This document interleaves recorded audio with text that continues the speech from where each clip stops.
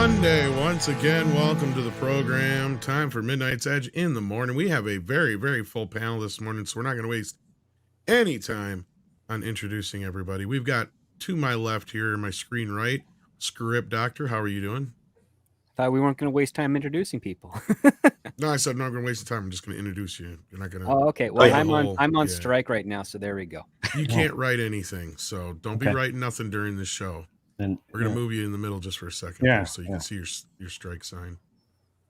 Yeah, that's his strike zone. You should say it all starts with Script Doctor. That's not a favorable strike zone. Anything over the shoulders is tough to get to if you're swinging at it. So, that's true. Yeah. All right. Also joining us this morning, the one, the only Chris Gore from Film Thread. How are you doing? Doing well, Tom. But hey, doing well. Hi, Chris Gore here. Exactly. No, it's Frank. Frank's here this morning already. Yeah, it's I'm pre-coffee. When I'm pre-coffee, usually the first words I speak in the morning are when I'm talking to you guys. So my voice is not quite all there. I haven't had time to make a video like Paul Chato did. I haven't even watched your video, Paul. It's in my watch history. Oh no, but you're 3 hours behind. So. Yes, that's true. That's true. But well, thank you though. You're very sweet. I say, despite the crap that Paul's giving you, we appreciate you getting up early here and being with us, Frank. Well, I love it. I mean, if I wasn't on the show, I'd be watching the show and yelling at the show. No, this is serious. This is serious.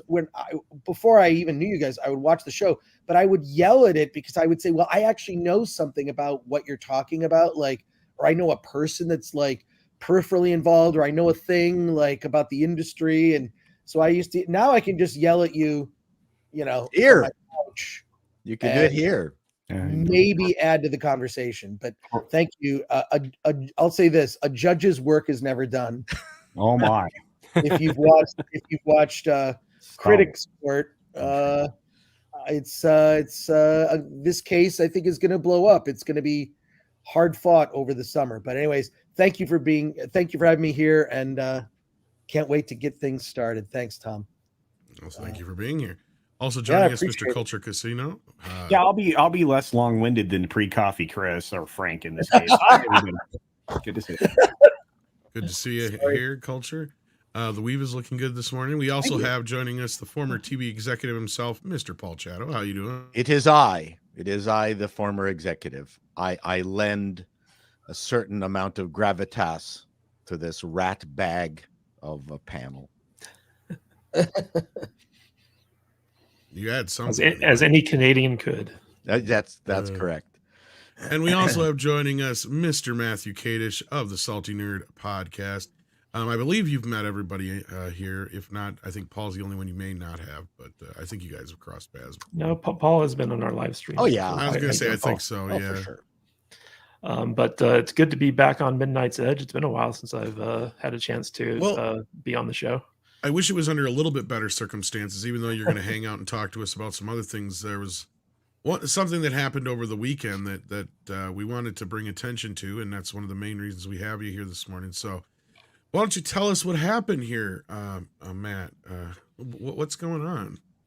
Yeah, so, we were also on the Salty Nerd podcast supposed to go see Guardians of the Galaxy yesterday, and unfortunately that plan got waylaid because somebody broke into our brand new podcast studio that we'd spent months getting set up and tens of thousands of dollars of our own money invested in.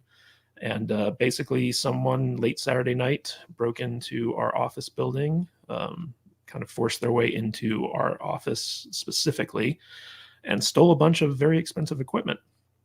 And I showed up around 10 a.m. yesterday morning to just kind of check in, do some work, and found that the office had been ransacked. And about $8,000. It's funny because we keep finding stuff that they had stolen. Like Alex just texted me this morning. He's like, "Man, they took my Bluetooth speakers as well." And we're like, "God damn it, they keep stealing from us." But we found basically the office ransacked, and we called the police after being on hold for about an hour and a half. They finally answered the phone and sent some police officers to come take our statement, collect some evidence, and stuff like that. And so we basically spent all day yesterday just kind of like reeling from this. I don't know if anyone out there has ever had their place burgled, before, but it makes you feel violated. It really depresses you. And so yesterday we basically put out on Twitter that this had happened, and instantly everyone started reaching out to us and saying like, where can we donate? Where can we donate? And we hadn't even thought about that. Long story short, like we had general liability insurance for the business, but we hadn't officially opened yet, and we weren't actually done buying equipment. And so we were holding off on having the business owner's insurance, just trying to save some money, which covers like, damage and theft and stuff like that.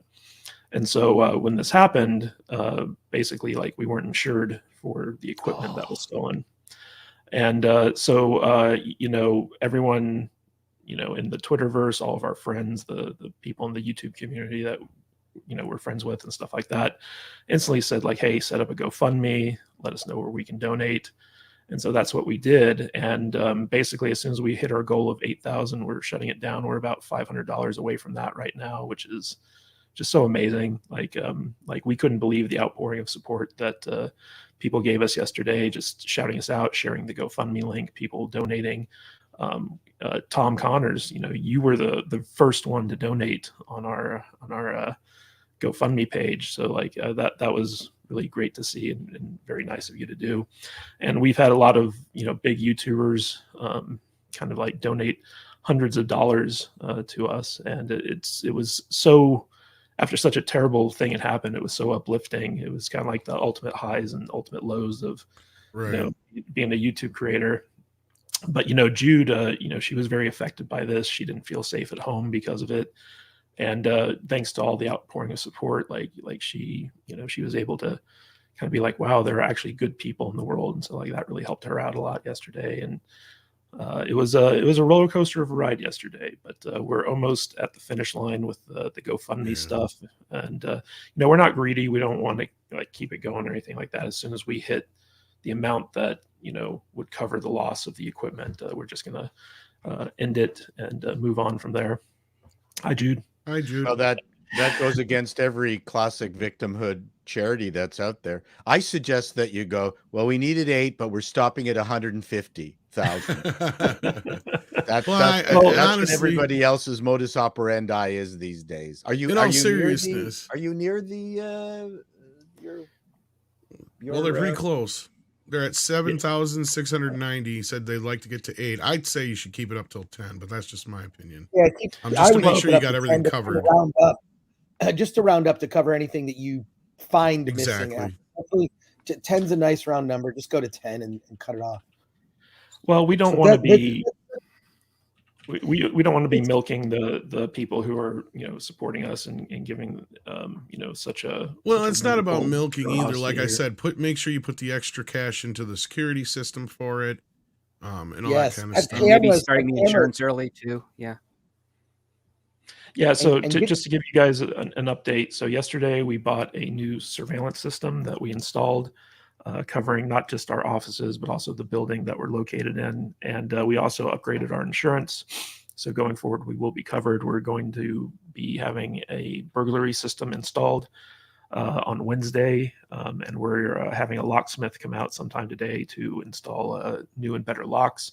So in a weird way, this really helped us kind of like figure out, okay, what are our vulnerabilities and how do we protect the studio going forward?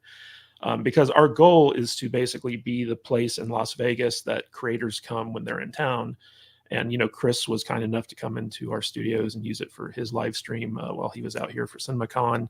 And that's kind of like how we want to run things going forward, is like if there's a YouTube creator or someone like that who, doesn't want to lug their expensive equipment around, or just wants to do like a quick live stream with like other people, they can do that. I know Culture was kind enough to come in not once but twice to do live streaming from the studio. And obviously, FNT stream from there. Yeah. Okay. I've donated. Oh, thank you, Paul. Appreciate that. It's either that or give a goat to someone in Botswana. It's in Canadian, so it might only be a couple of pennies. Oh, Lord. We'll get you there, I think, before the end of the show. So let's put a pin in that for now. But guys, the mods will be sharing the link out. Help out if you can. Share the link out if you can't help out. That does help as well. But Yes, I'm glad to see the outpouring and support for you guys. And like I said last night, I know it's not going to fix everything. I know it's not going to cure everything, but hopefully it'll help you guys sleep a little better last night. And Oh, dude, look I forward was to waking up getting every everything hour fixed to. up. I was waking up every hour to look at our security camera feed just to make sure that they didn't come back tonight to try to finish like taking all the stuff that they left behind. Did you have any notion of who it might have been? We have a suspicion of who the culprit is, and we passed that on to the police. I don't have any proof as to who it was, but we have a pretty good guess because the break-in was very targeted. Like Yeah. They came in, they went right to our studio, and they stole very specific things. They stole 2 microphones, 3 cameras, our Rodecaster Pro 2 soundboard, and a computer, a keyboard, and our mobile podcasting kit. So like they knew exactly what they wanted to take, and they took a few like just easy things. But for the most part, it seems like this was not a robbery where they were stealing stuff to sell or resell. This was something that they were stealing stuff that they themselves wanted in order to use it. So, well, first of all, I would be checking Apple, the podcasting service to see which are the new ones that pop up suddenly. And I think it's a rival podcast gang. That's my thought. Well, we have a strong suspicion that James Mangold might be behind. Yeah, we think it's Mangold. Well, because last week, Corky was killed. So yeah, that was a message. Yep. Corky dies, and then this happens. There's definitely something. Yeah, we had our house burgled of all our jewelry. You really do feel invaded. It does go away, let me tell you. Yeah, and we're a small startup business. This was something that for 3 years as a podcast, me and my co-hosts, we planned it out. We pooled our money. We got investment, and this year was going to be like the year that we launched this small business, and we were very excited about it. I mean, like Culture, you were in town, you saw how we were inviting people in, and so like Culture cased the joint. He might have. It's probably him. Yeah, no, like Matt said last night, for long hairs. they have a possible lead, but we don't know how well that's gonna. Well, obviously, and they must have had a vehicle. It must have been more than one person because they're going to want to get in and fast. I mean, that's horrible. What a terrible thing to do. And Matt did give us some details last night, but I also told him keep the details scarce because we don't want them knowing what you know, and we also don't want them knowing what you guys have updated just in case. So, but on that note, let's move forward here. We'll take a look back at the campaign here in a little bit. We've got some other folks out there in the chat. We're gonna do some super chats here, and then we'll get into the stories. What do you say to that, Andre? Sounds like a plan. Let's do it. Oh, he's eating or something. Can I get just a quick comment here? Sure. I once also when I lived in Detroit at a loft downtown, I was doing Film Threat magazine, the print magazine back in the day, and I went to the Toronto Film Festival for a weekend, came back, and literally everything I owned was ransacked out of my place, including a computer that had an entire issue of Film Threat that, of course, never was published. It was horrifying. It was, as you said, Matt, you feel violated. It was weird. I ended up, back then, I literally moved into my mother's basement after that because I had nothing. I had nothing. I did not own a thing after that. A mattress. That was it. They didn't steal the mattress, but they stole the sheets off my bed to lower from the loft all the things that they were stealing out of my place. It was horrific. You can check the local pawn shops do require a driver's license when you're selling something at a pawn shop, or if there's a way those serial numbers, things can be tracked down. I know it's tough, but at least to get to who this person is, if you have suspicion, and I hope that you find them out. And I do recommend have that campaign go up to 10, because just rounding up a little bit for anything else that you may need, I think is important. And I will say also that studio, amazing. I can't thank you enough. Matt, for having me there. You allowed me to do my own show. I did a show with Mr. Reagan, Yeah. which was really fun. So the whole space, the whole vibe, was just amazing. So I was horrified to see that happen. And when you have that happen to you, man, it just like it's a horrifying feeling, especially if it's like someone you've had some, an acquaintance or some interaction with that kind of knew the stuff was there. That's even more sick because it's such a betrayal. So, just support this campaign, get him past the your mark. And I'm just really sorry that happened. Yeah, thank you, Chris. We appreciate your support and the support of everyone, especially the people on this panel. It's been crazy to see like people who have come out and said like, "Hey, we're really sorry this happened to you. Let us help you out." It's been very inspiring, to say the least. So we really appreciate all that. Yeah, we're glad to have you on, and any little thing we can do to help. I mean, because you do so much for everyone else, like people don't know like how much you do to help out behind the scenes. So if there is some little sliver we can do in return, it is our pleasure.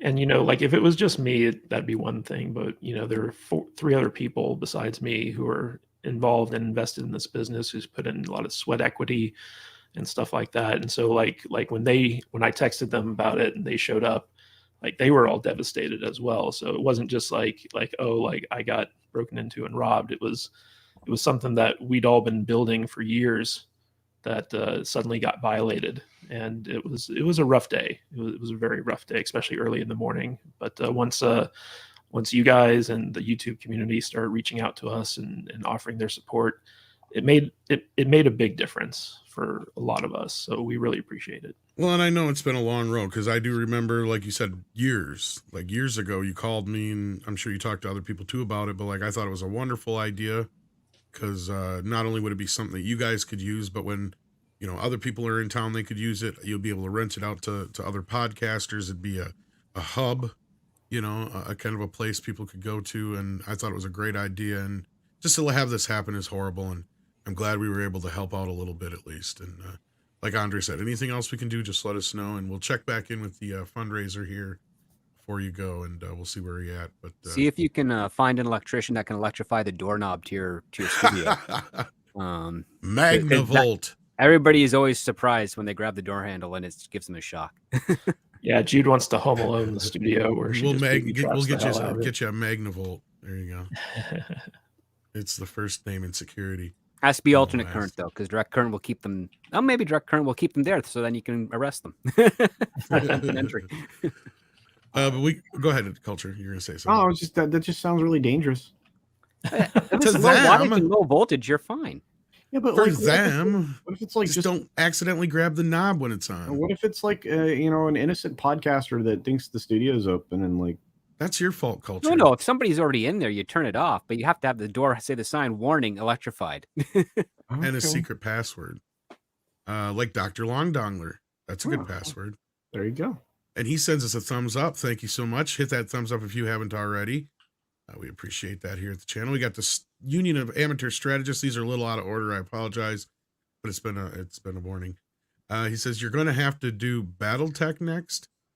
I think would that fall into our anime category, Andre? Or BattleTech's not anime. BattleTech's BattleTech. Well, yeah, but wasn't it originally? Okay, script you have to educate us. What is BattleTech? Oh well, I mean, I know it cursory, but it's basically far into the future. Various planets and clans have formed, and they repurpose ancient technology into these giant battle mechs, and they fight for resources and land or planets. And this sounds like anime, but it's not anime. It's. I always thought it was. That's if that tells you anything. Okay, how is it not anime? I mean, is it drawn? Is it animation? Well, no, it's books. Mostly like text novels. Traditional. Oh, okay. So it's just a comics then. Like and there's been a cartoon show, but the cartoon show is not anime in style. It was very Western cartoon animation style, and its narrative is very Western in style. It's not very Eastern in any of its narrative, as far as Is I've it ever still experienced. made in Japan? It's not made in Japan. Oh, okay. As far as I know, it's not made in Japan. Well, yeah. Well, then I guess it's not anime then. So Yeah. I don't know. I never got into it, so. well, I you saw know the what? cartoon and played a couple of the video games, which are pretty cool. I've tried pitching it in Hollywood before, but it's kind of a slow-paced combat system, and it's very strategy, methodical, political. Yeah, It's got a it lot of wasn't- lore behind it.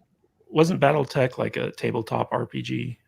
Yeah, there's been tabletop RPGs as well Yeah. that are pretty cool.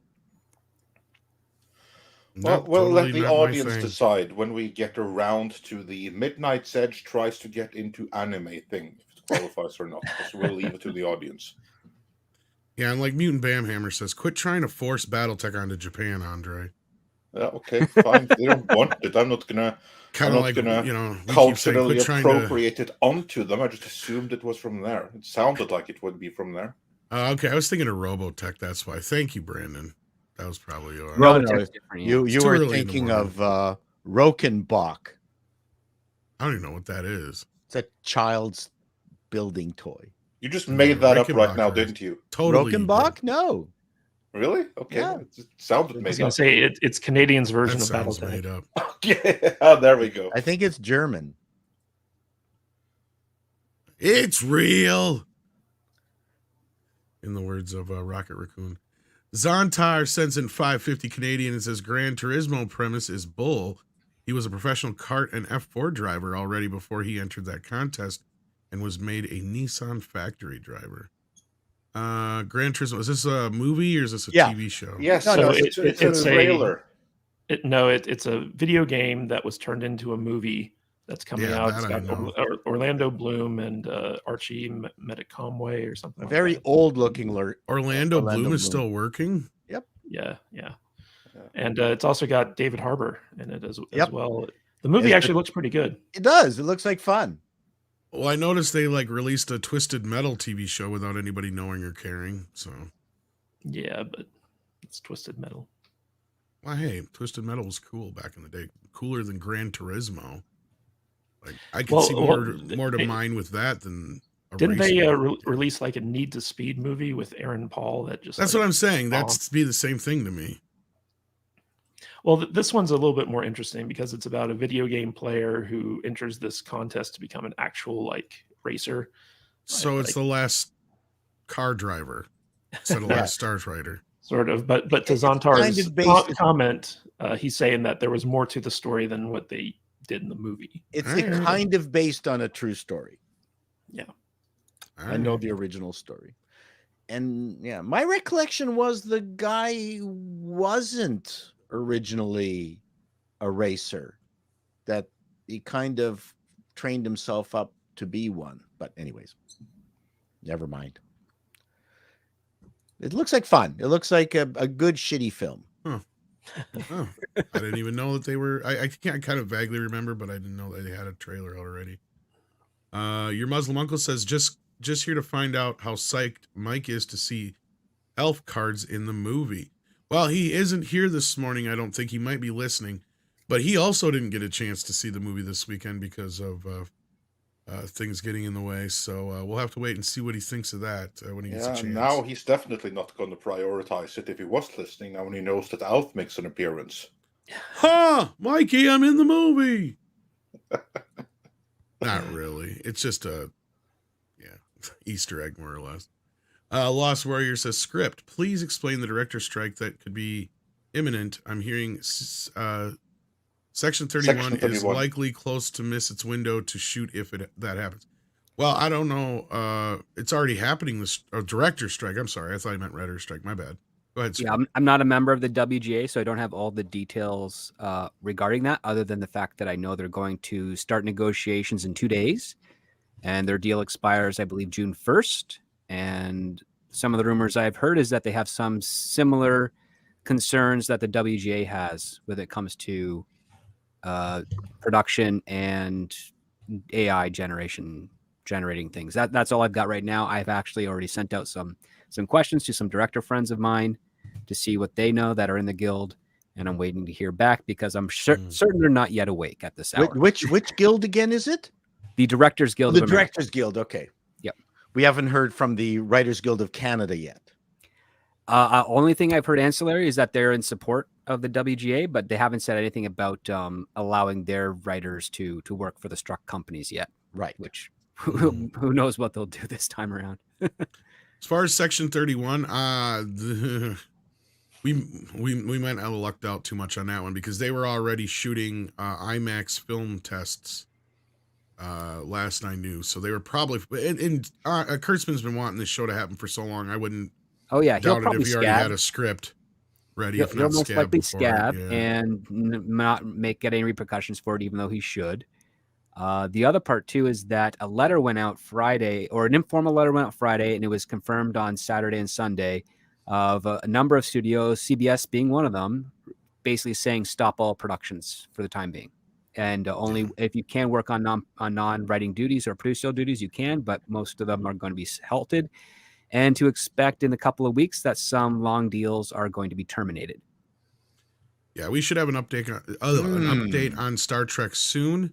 But we want to get Chris Gore's take on the writer's strike because we haven't really got a chance to talk to you about it yet since it went down. So, Chris, what's your thoughts on the whole writer's strike? It's not a right. It's going to be a purge, is what it's going to end up being. I think the studios want this because it's a way for them to purge overall deals with people that aren't producing things.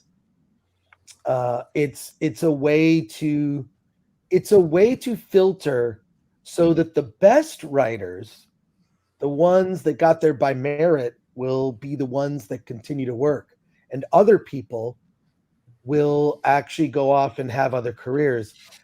Because the industry is, and Script Doctor knows this more than anyone, it's a freelance business. It's a gig economy. It always has been. It's that way. It's the same for, it's the same for actors as it is for directors. You're literally, as soon as you're hired for a gig, that gig will end and you will be unemployed. That's why, a lot of people in certain positions in Hollywood, a lot of the service positions, they'll work 6 months of the year, make a lot of money for that 6 months, but they will take unemployment for the other 6 months of that time period. So I think this is going to end up being something of a purge. Look, I've even had friends in the past when there have been, this happens in cycles for various reasons. But I've had friends who've been in the industry who they couldn't get work for a certain period of time. One friend of mine, he was a producer who worked for years in television and then just decided, well, I'm going to go to culinary school, and became a cook. For very high-end restaurants and whatnot. So, but I'm telling you that I believe that this is going to drag for a long time. The last writer's strike, correct me if I'm wrong, was around 100 days. Was 100 days. Yeah, it was about 4 months. Yeah, 100 days. Yeah, so I think this could be the same. I think it could be. Now, there are other issues, and I think that there are more issues that the Writers Guild wants to address than the other guilds have issues with. So there you go. They're already, I'm told, just from some of I subscribe to a lot of insider industry newsletters. Each of them kind of has some interesting, an interesting take on it. But they're saying that studios are starting to suspend all overall TV deals. Yep. And those deals can be expensive. When you have a lot of overall TV deals, those get pricey. And how do you suspend them? Does this strike give them some kind of mechanism to do that without incurring any penalties? I have a theory. I think the penalties. Yeah. Go ahead, Chris. I have a theory that the studios just do whatever the hell they want. They don't care. You know what I mean? It's like come and sue me. It's almost like they feign that they're following these things. I mean, I think that the film business is criminal. I think the entertainment business in many ways is somewhat criminal because of clever accounting. They find a way to not pay you. Oh, for sure. That's historic. that's historic, or it's like, you know, this movie that made $800 million didn't actually got make a money. prime The famous story of Jack Nicholson having to sue for profits for the 1989 Batman. I mean, this is not unusual. It doesn't happen. It doesn't happen just to the little guy. It happens to, you know, people that are big. And here's the way that you prevent that. And I learned this when I got into Film Threat for a time. In the 90s, we had a VHS. We distributed movies in the 90s. In fact, I distributed Todd Phillips' first film. He made a movie about called Hated, G.G. Allen and the Murder Junkies. So that was Todd Phillips out of NYU Film School, made a documentary, and Film Threat distributed that VHS film. Of course, Todd Phillips went on to make The Hangover, among other movies. We also, Film Threat, got into the DVD distribution business. One thing, this is exactly Joker, all that. So, and Todd agreed recently, he did an interview for the upcoming Film Threat documentary, which was very kind of him from his offices. But see how I work in plugs and knowledge? It's crazy. But no, and you're right, because I remember Ed Sullivan coming out and saying that when Men in Black 4 come out, he's like, I've been asking Sony for my residuals for years, but they keep telling me the first Men in Black never made any money, but yet they made a fourth film of it. Well, here's the only way to kind of, you know, remain in the business and being paid is you have to have a next thing. So even like in the DVD distribution business, they wouldn't pay us for the DVDs that we just shipped unless we shipped the new DVDs that they wanted. So then they paid us for those DVDs. Do you see how it works? Unless you have a constant supply of product, right? So they're not going to pay us for those DVDs they actually owe us for, no matter what happens, until we ship the new DVDs that they want, because they'll make money on those. Well, if you're a writer or a performer and you've got the power, you can ask for a smaller initial percentage as opposed to after the accounting has been done percentage. So you take a smaller percentage on the gross, not the net. Avoid Always the net. Gross, yeah. Do not make a net Well, and deal. that's probably what Ed did. No, Ed did tweet about it, saying that he took the net deal at the time, and that's how. Who's Ed? Ed who? Ed Solomon. Ed Solomon. He was writer on Bill and Ted films, Men in Black. You never take a net deal. It's always gross. Chris, I wanted to ask you. Well, so, like last time the writer's strike happened, there was like this shift where basically they moved, like studios moved more towards reality TV. That was like kind of like the reality TV bonanza, and I'm wondering this time around if we are going to see an uptick in kind of similar to the pandemic, where YouTube creators and creators who are independent are going to see a lot more traffic coming their way because the studios aren't going to be producing as much scripted content. What are your thoughts on that? I mean, possibly. I mean, I think YouTube, I mean, if you've seen my documentary, a part of the premise of the doc is that maybe G4 didn't really need to return because YouTube kind of replaced it. Yeah. You know, YouTube covers movies, video games, comic books, tech. YouTube does a great job of that. Very passionate people, authentic voices. So I think that could certainly take up some of the slack. I think that there's just a lot of bad writers. There was actually one of the tweets that I saw, a commentary, Lloyd Kaufman of all people, commented, and he had the best commentary. Everyone's like, I support the WGA. I support the WGA. You know, they want to kind of get in good with the writers, but Lloyd Kaufman's like, most of these writers are bad and shouldn't even be working anyways. Like, that was like, he had the complete opposite take. And the thing is that Lloyd makes non-union films. He has for years. Troma is one of the longest running independent film studios all the way back to the 70s that's existed, right? Like, a lot have formed and they've gone away, but you know, Lloyd's been around from way back when. You know, so I always admire his takes on things. You can never kind of predict what he's going to say, and he's like, yeah, most of those writers are bad and deserve to not be work. You know, like, well, maybe you can find. The irony is that those writers that are bad, that deserve not to work, were hired by the studio execs because they checked off boxes for gaining additional that third party investments. Like the source of the problem, like again, I put this in my Patreon. A lot of the writers in the guild anyways are bad, but there's tools in place that help them get better if they're committed to it. But the thing is, those tools have been slowly taken away.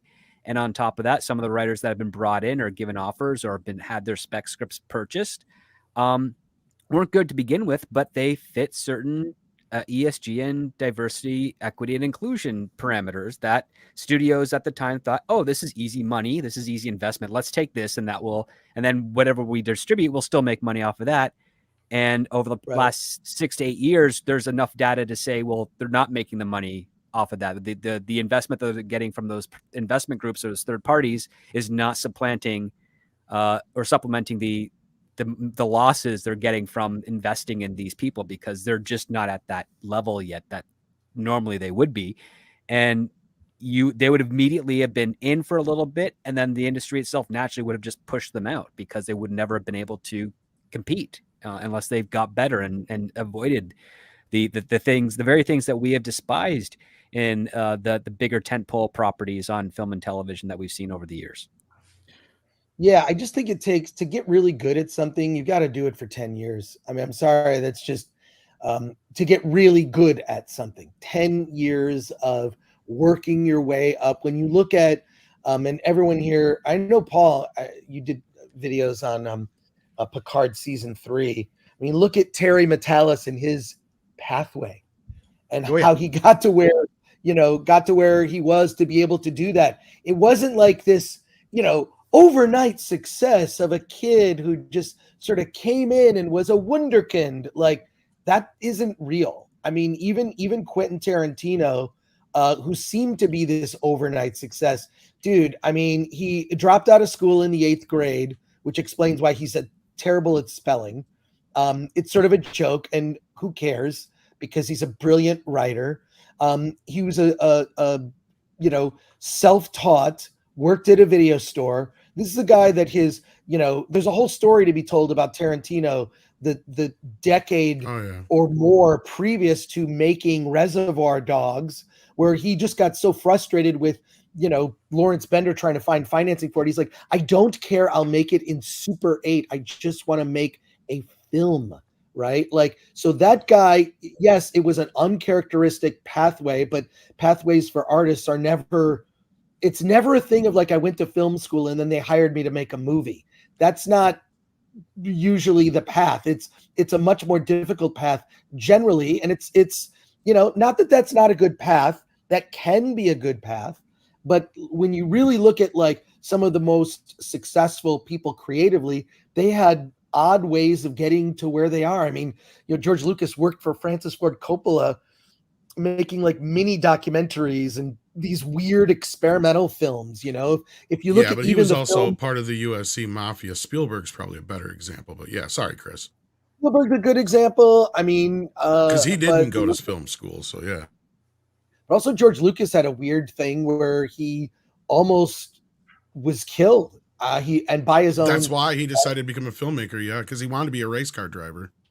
He was an unserious teenage kid. He was basically living American Graffiti and almost died, and spent a chunk of his, was it like senior year in high school, like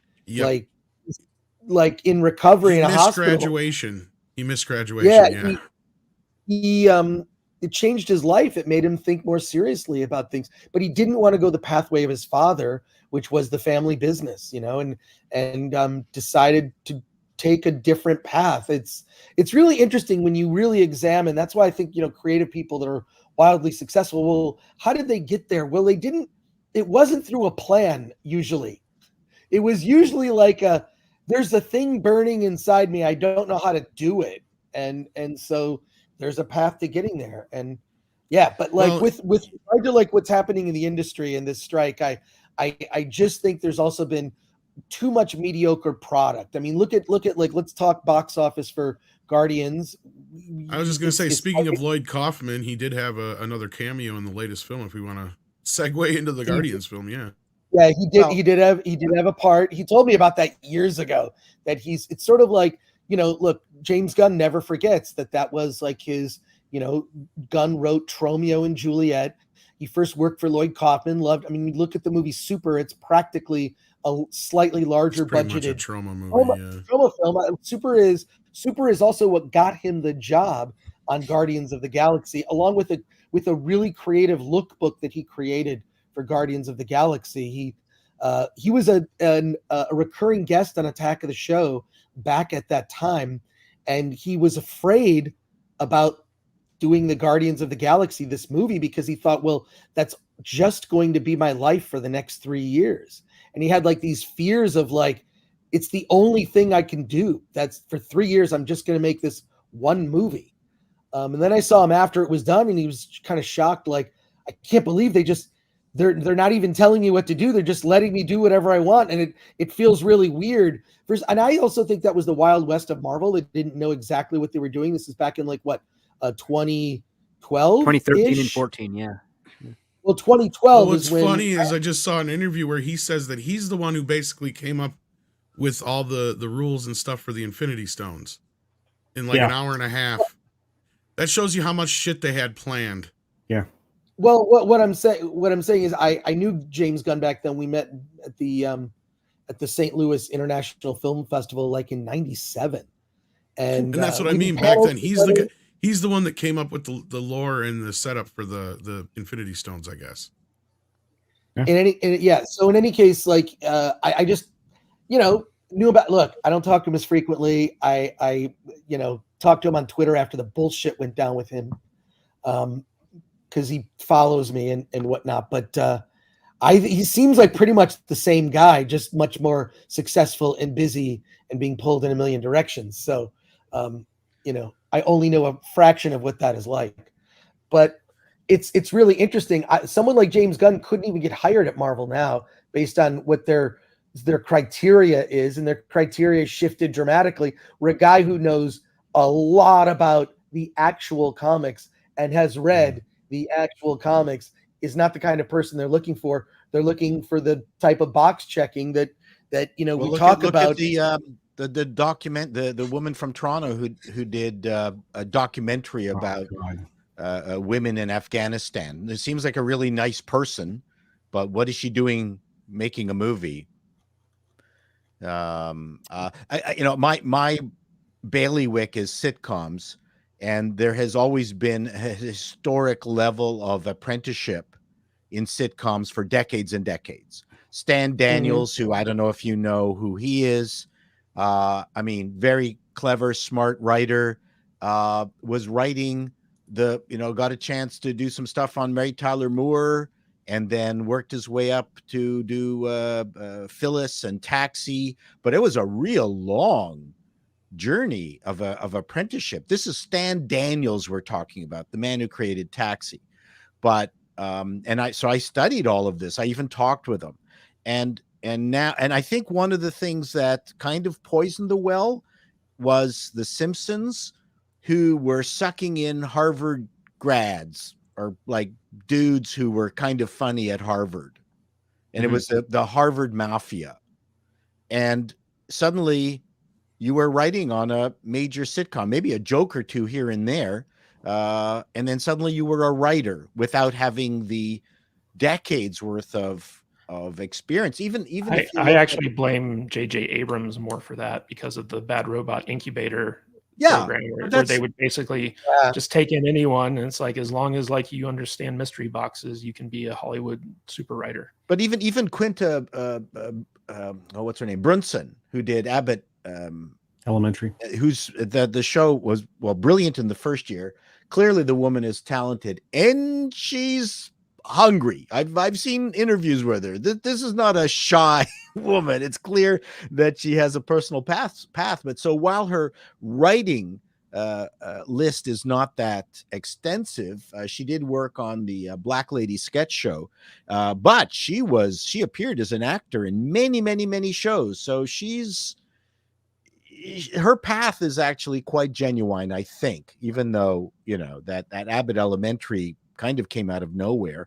But extraordinarily talented a person who not just writes but stars in her own goddamn show. So she's someone obviously to look for. But then again, you've got the people from She-Hulk, who wrote one episode of what's that wretched cartoon, Rick and Morty. Rick and Morty. Now suddenly they're getting an entire series. I don't understand what Disney is doing, handing over this all these properties to utterly inexperienced and ironically untalented people. Yeah, I don't get it.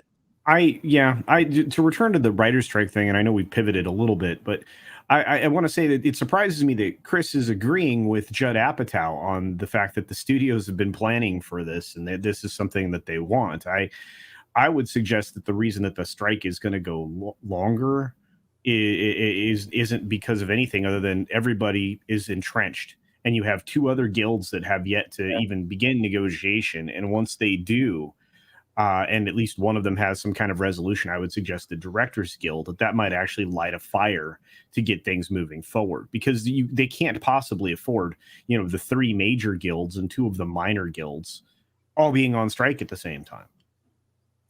Well, they can't afford to make one big deal with the WGA and then make the same deal with everybody else. Exactly. And streamers, and I mentioned this in my video, the biggest problem is that they need an advertising model to be able to do what the writers are requesting. What the writers are requesting is not unreasonable. They want their residual payments, but the problem with the streaming model, where you've got a one size fits all you can eat streaming buffet model, where you're not getting new revenue for old shows through advertising.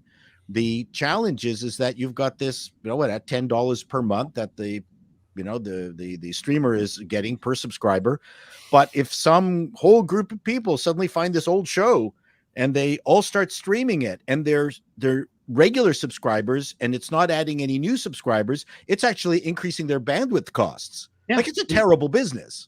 Oh, it is. I mean, and they've had a terrible model since almost the very beginning, because the only ones that could make it work and make it profitable were Netflix. Well, because they were leaders in it, but they need to add an advertising model similar to YouTube to be able to pay the writers what they're, what's due. But right now, that's Netflix doesn't want to pay more.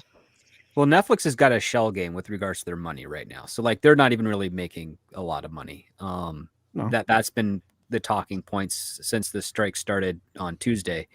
When it came, one of the things that I feel is kind of unfortunate for Warner Brothers and AT&T with their kind of split is the fact that AT&T was a service provider. So if they were in charge of the streaming thing, they could actually find other ways to pay for that bandwidth pretty much at cost, as opposed to now where they have to basically don't have that connection anymore. They don't have that advantage.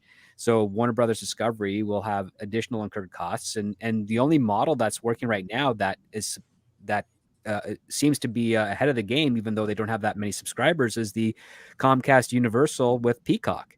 Yeah. They look like they might be the first one to be able to start making a real profit before the 2027 estimate for other streamer services that have already started. I wanted to ask you guys real quick. Sorry to interrupt. There was an article that came out about how Amazon's Rings of Power, this billion-dollar behemoth, basically is continuing filming without a showrunner or writers on the set because of the strike. And a lot of people are saying oh, this will probably actually improve the show because of it. What do you guys think of these productions that are actually in the middle of filming, and now writers and showrunners can't actually do anything on the show?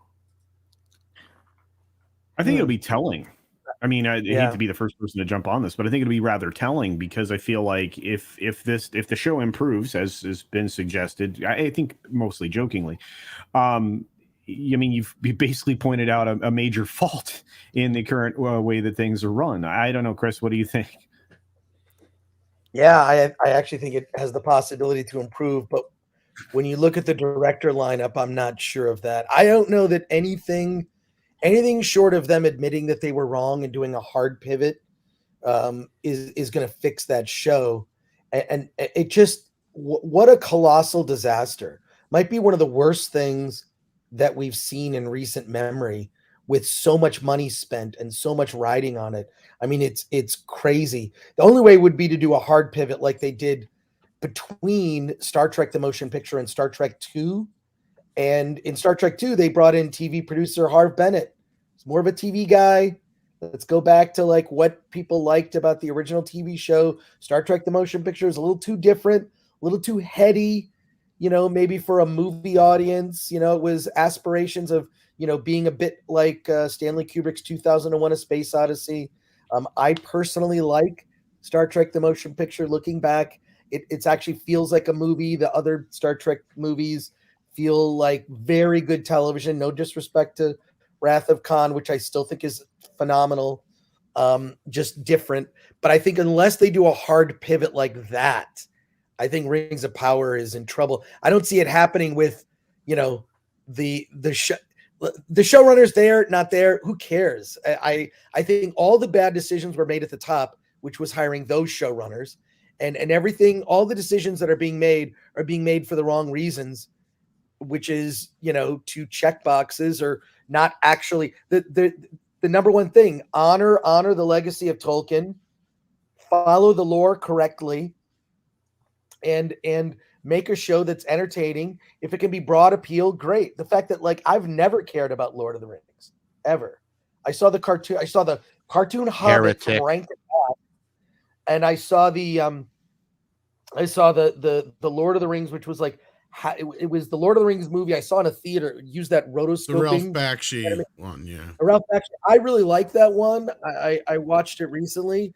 Those were cool. I mean, they never finished that project, but the fact that I cared about the Lord of the Rings movies, you made me care. A guy that doesn't even care about fantasy stuff. I don't care. I'm more of a science fiction guy, and fantasy is not my thing. But when fantasy is done really well, that's the Peter Jackson Lord of the Rings films. That's the Conan the Barbarian original with Arnold Schwarzenegger. When fantasy is done really well, you got me. John Milius. But how are they going to resurrect Rings of Power by keeping this Galadriel? How? I don't see how. The well is poisoned. She's horribly unlikable and miscast, just like Brie Larson. Correct. I mean, that's just fact. I mean, Well, I think Rings of Power is doomed one way or the Oh, other. it's no matter toast. What they do. There's just no way they're going to make that work. On the note of sci-fi, we had a pretty big sci-fi film drop this weekend, and this is reportedly one of the worst summer movie, because they're considering this film the start of the summer movie season, and they're saying it's the worst in 10 years. Now, I think they picked a bad weekend to drop this on for many reasons. There's also, the Marvel fatigue kind of thing going on with the problems of the last few films. I'm sure that played a factor into this. But let's get everybody's kind of take here on what they think happened with this weekend's box office. Matt, do you think the MCU is in trouble? Or is this just something they're going to need a couple of weeks to, pick up steam with? No, I definitely do think that Marvel is experiencing some difficulty, and a lot of it's self-inflicted. Because of the lockdowns, their whole Phase 4 strategy got thrown for a loop. They've had to basically scramble to get stuff out and then figure out how it's going to fit into the overall puzzle that they're basically creating in terms of their next big post-in-game strategy. I don't think it's helped that a lot of what the public's been exposed to has been their TV shows, because their TV shows have by and large been very disappointing, very bad. And with the movies, the last couple of movies haven't been very good, right? So they're starting to build up this track record of poor quality films, and you're starting to see that reflect in the box office, where basically people sat at home for Wakanda Forever. People didn't turn out for Ant-Man 3. And even with Guardians of the Galaxy, which is still a pretty popular franchise, and it's the ending of a trilogy and stuff like that, I think a lot of people at this point just don't care because they know it's going to be on Disney Plus in a week. after being in the theater. So it's just, I think it's one of those things where people are excited to go see John Wick 4. People are excited to go see Evil Dead Rise and stuff like that in the theater. With Marvel stuff, I feel like people are content to just watch it on Disney Plus and not bother to have that big theatrical experience anymore, at least not until something on the level of Endgame comes around.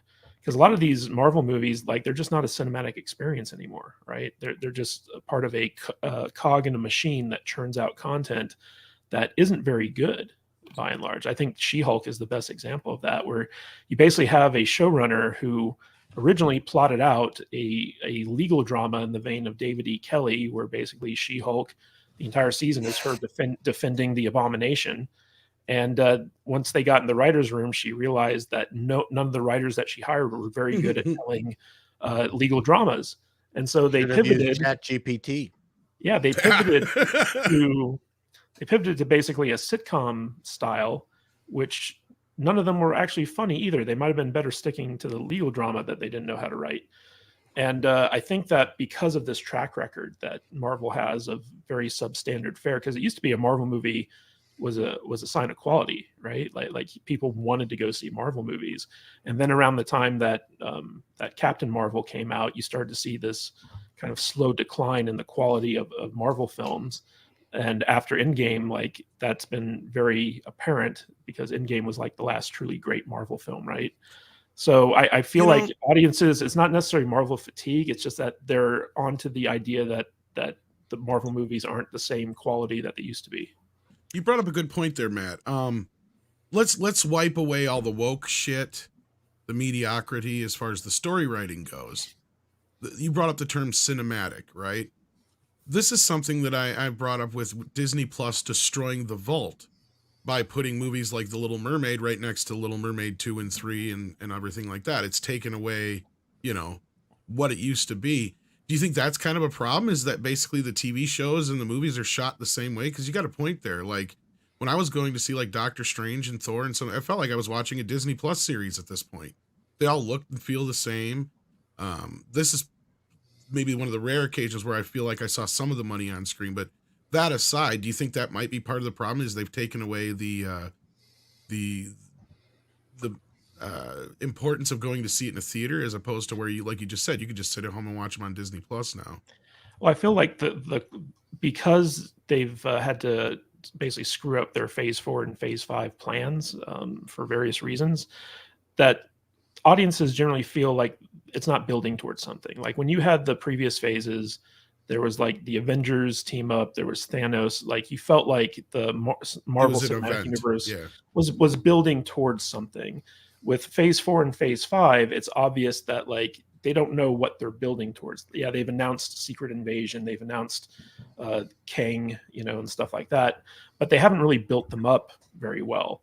And so audiences are just kind of content to sit at home and wait for them to come out on Disney Plus. Like, I didn't go and see Wakanda Forever in the theaters. I waited until it came on Disney Plus, and then I watched it. I'm glad that I did, because I didn't like it very much.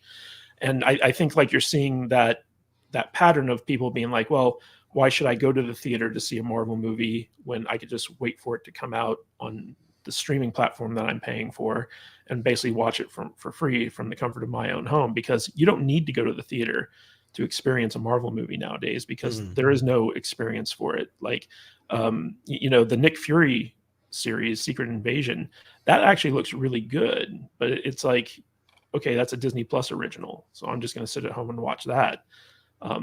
There's no reason to go to the theater to watch these movies unless, like, you're super diehard into the theater experience and you want to see them that way. So I think that that's one of the reasons why Guardians underperformed. Is, number one, it took too long for it to come out, but number two, it's just one of those things where it's like, people don't feel the need to go to the theater to see Guardians, because they know in the span of, like, 2 or 3 weeks, or at least like 2 weeks, they can go and purchase it on Amazon, or they can wait a month and for it to come out on Disney Plus. Like, there's no must-see element to this, because, by the time the next Marvel movie comes out, this movie is not going to have any effect on that, right? So, like, they can just, watch it at any time. Whereas before it's like you had to go see every Marvel movie in the theater because you didn't want to be spoiled for like the next one. You know what I mean? FOMO, Well, exactly. yeah. Culture, yeah. What's your thoughts? Go ahead. Look, it's very easy to, like, you can clock these by your watch. This only slightly out earned Ant-Man and Wasp: Quantumania to the tune of $12 million. It looks like they may have fiddled with some numbers to make that happen. It didn't exactly, overperform the weekend. The entire take at the domestic box office was just a little over 40% of what else, because there's other things in the theaters people were interested in seeing as well. I mean, Mario had a pretty good weekend. And the telltale of it all is going to be next weekend. When we get into next Friday and we watch the fall off, we're going to be able to, again, tell just how badly this film is going to perform. But it already started to descend. My thoughts here is that it could quite possibly go even farther, down the rabbit hole faster than even Ant-Man and Wasp: Quantumania, because there is no sign of quality anymore associated with the Marvel brand. You've seen exactly the things that Matt's talking about, where people just wait to see it on streaming if they even see it at all. And this film cost $50 million more than Ant-Man and Wasp: Quantumania. It's going to underperform, and it's likely going to lose money, just like the two previous Marvel films. I mean, there have been some people in our sphere that have had the take that perhaps this will be like, back-to-back flops. This is kind of like the Lightyear and Strange World kind of situation that Disney Animation had. So this film isn't doing well. And it's in spite of the fact that its quality is actually better than what we've gotten out of Marvel for a while. So you're basically saying the brand is damaging the merit of the effort put in. Yeah, because it wasn't a bad film. I mean, I quite enjoyed it. I am one of the people that gave it some pretty high marks. And I stick by those because there's more in this film than there's been in any of the last 6 Marvel offerings, whether it be television or film. And I don't know. I mean, if this is being rejected by the audience, imagine what The Marvels is going to look like in November. So anyway, those are my thoughts. The audience, as far as like not going to see it, perhaps, like otherwise the audience that is seeing it, like you guys just said, I mean, it's getting a 95% right now. Oh, and its cinema score is an A, and the cinema score is really good. They did do a little bit better than anticipated because they had downgraded everything to 110. So let's get into the hard numbers here, because this is kind of where you come in too. Basically, so it did 118 when they had downgraded it to 110, which we know is their typical practice just to make it look better. But I think you're right. I think the big testament will be how it's going to do next weekend. Chris, what do you think is going to happen? Do you think this is going to slide off a cliff? Do you think this has got some legs to it, possibly with some word of mouth going on? I mean, it was graduation weekend this weekend too, on top of it all. For some states, yeah. This weekend, I think, is graduation, and then there's another set of states where the weekend after is graduation. And it's all the way up basically through the end of the month, basically. Through June, end of June, yeah. I really think that unfortunately, and this is something that I talked about earlier, that it could be a good movie and underperform, and I think that just shows you that the Marvel brand has been tarnished. Too many bad movies. It's as simple as, if you keep ordering pizza from the same restaurant and you keep getting this pizza and why is this pizza not very good? You're going to stop ordering the pizza, even if they change their formula and make better pizza. It doesn't matter. You've been burned by movies like Shang-Chi, Eternals, Doctor Strange 2, Thor: Love and Thunder, Black Panther: Wakanda Forever, one of the worst MCU movies. When you've been burned so much with the films coming out, plus the fact that it's not leading to anything, it doesn't feel like there's any overall story. And everyone could say, oh, it was all leading to Thanos. It was all leading to Thanos and the Infinity Stones, and those were kind of like peppered in. It's like, it was a conflict where you cared about Tony Stark and Steve Rogers. the characters. No one gave a fuck about those stones. Those stones were Easter eggs for uber nerds, of which everyone on the stream, I would say, is an uber nerd and listening. Respect to the chat. But what I'm saying is, it was, this conflict between Steve Rogers and Tony Stark that was the driving force of the story. That's gone. The decision to kill Tony Stark's character and have Steve Rogers age out, so to speak, was stupid. I think it was a terrible decision. If they really needed to, they could have recast those roles in some way. There was talk of that, recasting with a totally young Avengers team, the same members, Thor, Hulk, Captain America, Iron Man, same members, but they were going to recast as younger characters and have a story reason to do it. I know, but like, we care about them. Look, they still sell that merch. They still sell merch of Iron Man, even though Iron Man's not around. Do you think Ironheart merch is going to be flying off the shelves? Woo! Nobody cares. Guys, you know what? You're missing the big story in all this. It was up against the Florida Panthers Toronto Maple Leaf hockey game. Well, You guys, do you see? You guys just don't know the biz. But I'm Chris ashamed. has a really good point. I mean, like, who's looking forward to Agatha? The Agatha TV show, or it's basically a secondary character from a terrible TV show. Well, that's another case of them series. not getting the meme, right? They saw the meme, they're like, "Oh, she's popular." It's like, no, it's a meme like Morbius, you dumbasses. I've got the Agatha tattoo. Yeah, well, you're the only one who fell for Marvel the meme. has lost their ability to capture urgency and convey that to the audience. There's nothing about any of the films that have been released since Endgame that makes people say, "Oh, I have to see this now." It has no setup, no payoff. It's meandering. They're just pockets of moments within the universe that aren't connected.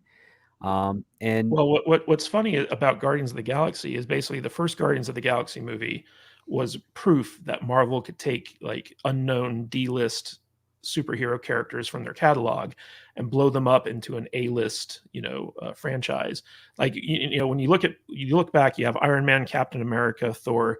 These are important characters in the Marvel universe, but they weren't like Spider-Man level, right? Like, they were like the B and C list characters on Marvel's roster, and they bumped them up to A-list through the movies. And Guardians of the Galaxy was the first time where they took a very obscure part of their catalog and blew it up into an A-list. And so they're trying to do that with stuff like Ironheart, Agatha, the Marvels, Ms. and stuff Marvel, like that. Yeah, Ms. Marvel, but they're not doing it right. They don't have James Gunn behind it. That's the big difference. or anyone of his caliber. Yeah, exactly my point. But there was also like a formula that they followed in order to basically take obscure characters and blow them up, and it was interweaving them with like larger stories from like the bigger characters that the audiences loved.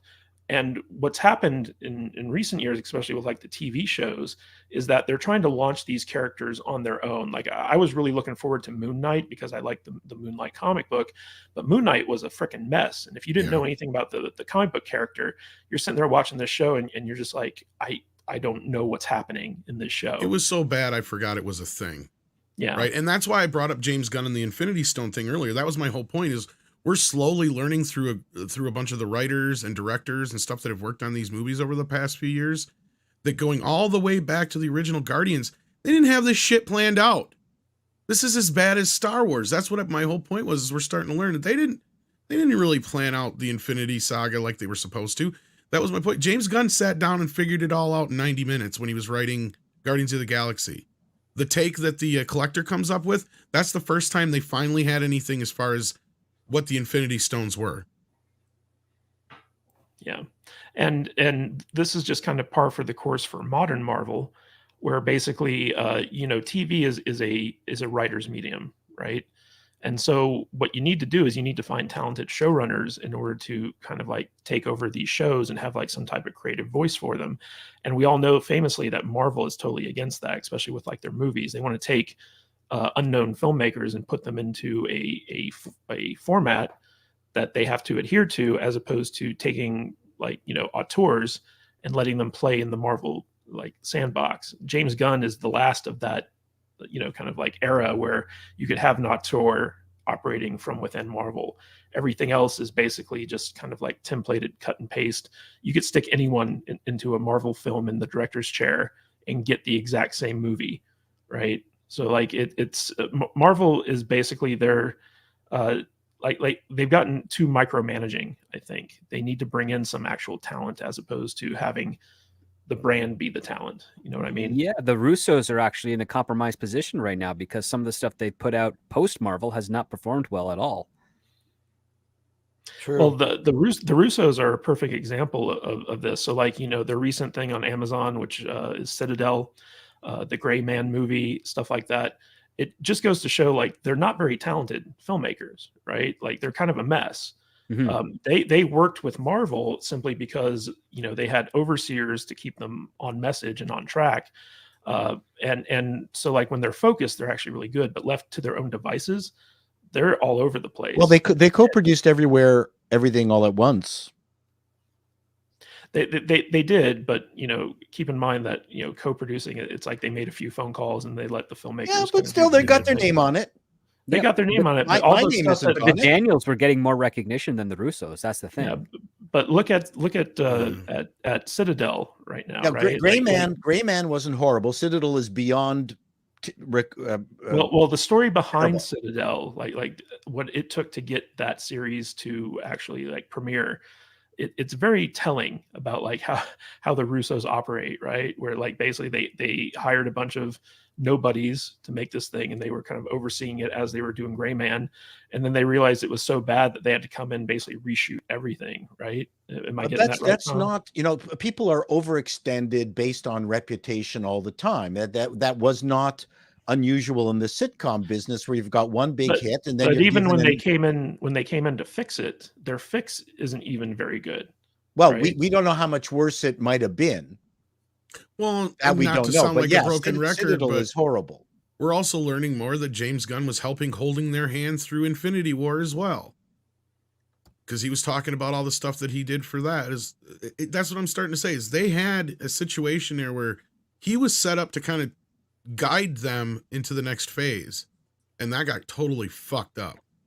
I think that's the pinpoint here. I'm not trying to be a broken record or get on the James Gunn wagon or anything like that, but that's what happened, and it's what it sounded like was going on. Was they were having him come in to help plan the story for the next phase going forward, and when he got fired, this whole thing got derailed, just like with Gina Carano and the Star Wars thing.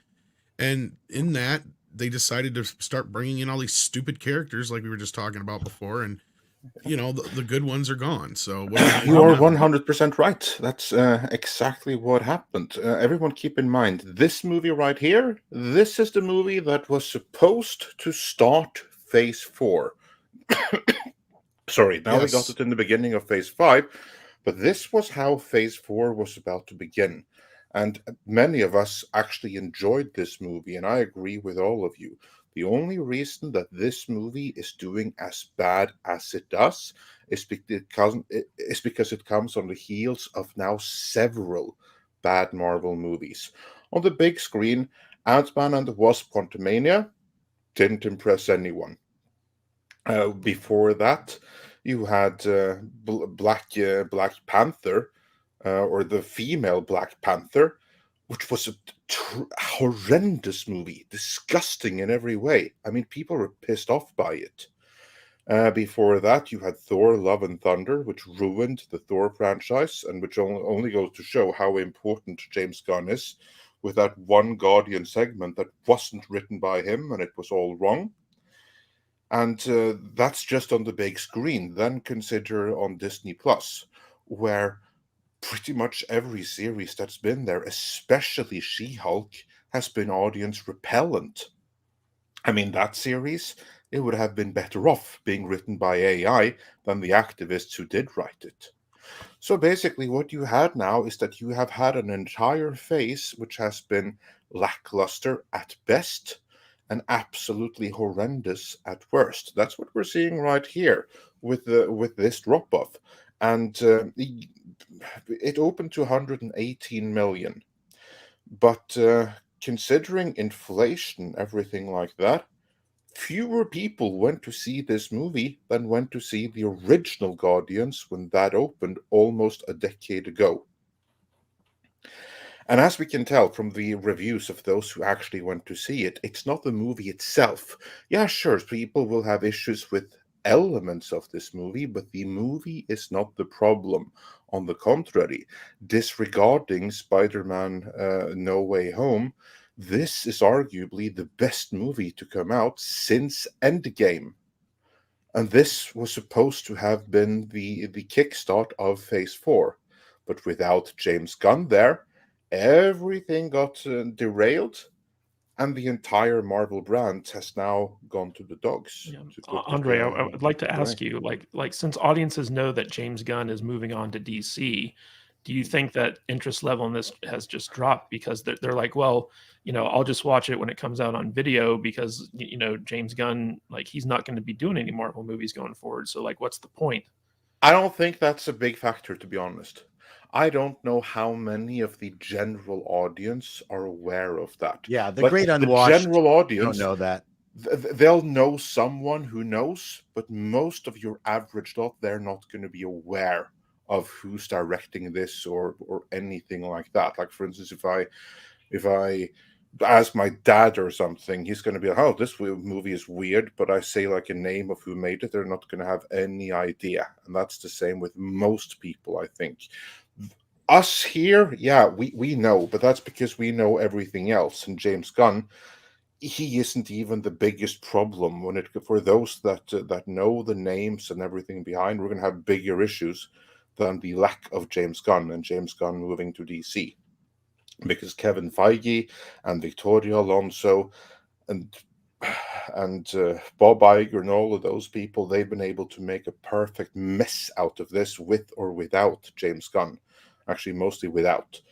But yeah, I don't think that the absence of his name really means anything.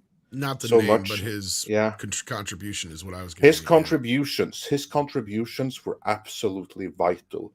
And looking back at it, like, I think that the absolute strongest sub-saga in the entire MCU is the Guardians of the Galaxy saga. That's my personal opinion, but that's my opinion nonetheless. Well, he did so much, and without his guiding hand there, it's all unraveled, and that's what we're seeing in the box office now. I was gonna say, we have most of the panel has seen the film. I think Script Doctor and Matt are the only exceptions at this point, if I'm not mistaken. They are exceptions. Yes. Well, I was going to see it yesterday, and then we got unfortunately, you got burgled, and so you didn't get a chance to see it. We'll call that a valid excuse. Script has no excuse, though. No, I'm just kidding. I'm on strike, man. You're on strike. You're busy. So, no, I'm kidding. But Paul, you and Script are the only ones who really haven't chimed in too much on what you think might be the problem here. Let's start with Script.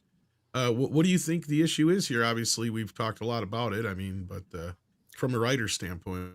Well, I would say it goes back to something that a brand is not king when it comes to the quality of the product. Like, you cannot just rely on the brand recognition alone. You actually have to deliver every time. It's part of the relationship an IP has with the audience. It's just like a relationship any people have. You have to be in a position where you're constantly trying to earn the trust of the person you're with, and they vice versa. And the moment you break that, you damage that relationship. And you can't just assume it's going to, or take it for granted. You have to keep working at it. And Marvel has not done that for many, many films. And as a result, the audience just doesn't care anymore. They've also got accustomed to the fact, like Mr. Matthew Kadish has said, where in 4 to 6 weeks, they know it'll be on Disney Plus. And since there's not really a great marketing campaign behind these films, and that none of the previous films have done much to really create anticipation or urgency to see them in theaters, there's no point in them stopping or rearranging their schedules to go see this movie when it debuts. They failed in the quintessential part of bringing in your audience back. I mean, the entire plan that Marvel had in the beginning was just to assemble the Avengers. That's what they did under Paramount, and then that was purchased by Disney, and they ran with it.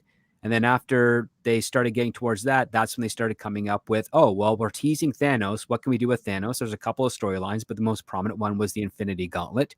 And so that was the next part that they did. And they carried that over for 2 phases. And you could tell that they were kind of in the rocky situation of that because they didn't really do much with Ultron, and he's a huge villain within the zeitgeist of Marvel. They kind of just brought him in and then tossed him away. And then they jumped into the cosmic aspect of things, and it looked like they had a direction that they were going. And then Alan Horn screwed the pooch because he got a little oversensitive with it and a little overambitious when it came to James Gunn's commentary on certain political figures. And now Marvel's in this situation. And I think because they took one of their powerhouses, one of their key creative directors out of the talks and out of the writer's room, so to speak, you kind of just see how much Marvel Studios has been kind of putting all their eggs in one basket. And James Gunn has great examples within his past work to allow audiences to infer that, oh, maybe he and Feige worked really well together to help shape what the Marvel universe that we loved so much. And so there's going to be conjecture and assumptions there as well, because there's probably other partners in play that we haven't heard of that are also helping steer that ship too, that also left or went on to other things around that same time. We won't know those details for many more months or years. Kind of like how Victoria Alonso was more involved than we knew all along too, but basically, like, we just started hearing about her in the last couple of years. We're finding out more details with regards to what she was actually doing, considering the fact that her position was made up for her, but she managed to take advantage of that to steer certain projects in her own direction. Because when you're in production and you're the head of production, regardless if it's post-production effects or animation or whatnot, she can make the calls to say, you know what, I don't think this is working. I think we should insert this sort of message here, and we can go back and do reshoots. And lo and behold, the moment that James Gunn was out, reshoots started on an uptick with Marvel. It became par for the course for their films. In fact, Endgame was heavily reshot after James Gunn was dismissed. I know firsthand there was a number of scenes involving Captain Marvel and more with her in it that was very counter to the appearance that we saw in her own debut film. It's been argued that she was actually more of an interesting character in Endgame. And when James Gunn was ejected from Marvel, they decided to reorganize and change up the way they were going to do Endgame. And as a result of the reception of the movie, Carol Danvers' character was significantly reduced in the final production of Endgame. And I have my suspicions that if James Gunn was still around, he probably would have managed to save Captain Marvel to make her essentially what she was being groomed to be, the replacement for Tony Stark. Or, like somebody pointed out earlier in the chat, he'd have been smart enough to kill her off in the first scene. In some horrible manner that would have made us all laugh like cackling fools. She died saving Tony Stark. Yes, and never was heard from again. Consider that one of the scenes that got the biggest cheers in that movie is when she grabs the Infinity Gauntlet and Thanos, he just takes the Power Stone and just smacks her. Yeah. John Juan Rayathan brings up a good question here before we get to Paul's feelings on the whole Guardians box office business. Culture, are you still there? I think he stepped out. Okay, this is a valid question. How is 280 a bad number? And what he's referring to is that it has a 280 million global box office take right now. Mm-hmm. And this is not a bad number for a first weekend. If they didn't have to make 3 times this to be profitable, exactly. That's the problem. Yeah. That's the problem, because here's like the thing: not all movies are equal. If say for instance a movie like Mortal Kombat opens to 208 million worldwide, that's amazing. If The Conjuring opens to 280 million, that's even more amazing, because that movie cost 20 million to make. This movie right here, Guardians of the Galaxy Volume 3, I bet this cost closer to 300 million to make. Reported budget's 250, but yeah. Well, they'll admit to 250. But okay, fine. Let's grant it that it costs 250 to make. No, I agree with you. It's closer to 3, but yeah. Yeah, but then it opening to 280. Of that 280, the studio gets 140. And if this performs like other Marvel movies, that means it's going to make 3-4 times that in total. It's going to struggle to break even. Oh, it's not going to break even. It's not going to make any money at that number. So because of the budget, 280 million is a bad number for that reason. It needed to open to twice this. I mean, just look back to Thor: Love and Thunder, a much worse movie that came out a year ago, but the Marvel brand wasn't as tarnished, and that tells me that She-Hulk did a really bad number on it. Same thing with Black Panther: Wakanda Forever. That movie opened to, what was it, 180 million, something like that? Thor: Love and Thunder? I think it was closer to 200, it opened it opened to closer to 200 million. And here you have now a movie that, like, ignore the international numbers, because not all movies open in the same markets. You don't get like an apples to apples comparison. Let's just focus to the domestic numbers. Domestically, Thor: Love and Thunder, a much worse movie, opened to 60 million more than Guardians It did of the 143. It did 143 domestically and 303 overall. Oh, okay. Well, fine. Then it opened to more than 20 million more. Yeah. Still, that's a disaster. That's 20 million right there. That's just brand tarnishment, from the Marvel brand tarnishment, which is so bad that people aren't even going out for Guardians of the Galaxy, one of the fan favorites in the entire franchise. Culture, add something to that? Well, no, I just wanted to add, because just for additional perspective, this is also a film that opened in China. And they collect very little of the actual China box office receipts. It opened with a big number in China, $28 million, which is, a decent number over there. But is Disney going to collect 25% of that, 20% of that, 10% of it, 10% of that? Yeah, I mean, and this is the other problem with the way releasing films in China does. I mean, it makes the numbers artificially inflated and look good, but it is a terrible deal for the studios when they release films in China. It just makes the numbers look better. But a $28 million debut, and the way the Chinese, fall out of love with things so quickly, it'll be less than half of that next weekend, and it'll probably finish up with a $65 million contribution to this, of which, it could be argued they get about $12 million of. So it's not good. Well, and some people were poking some fun at me earlier because I brought up the graduation thing, and it is a factor. I don't think it's nearly the factor that it could actually make a big, huge blip on this movie, but it has been a thing in the last 5 to 10 years where they keep moving these movies up earlier and earlier and earlier in the year. They used to hold them off until Memorial Day for a reason. Yeah.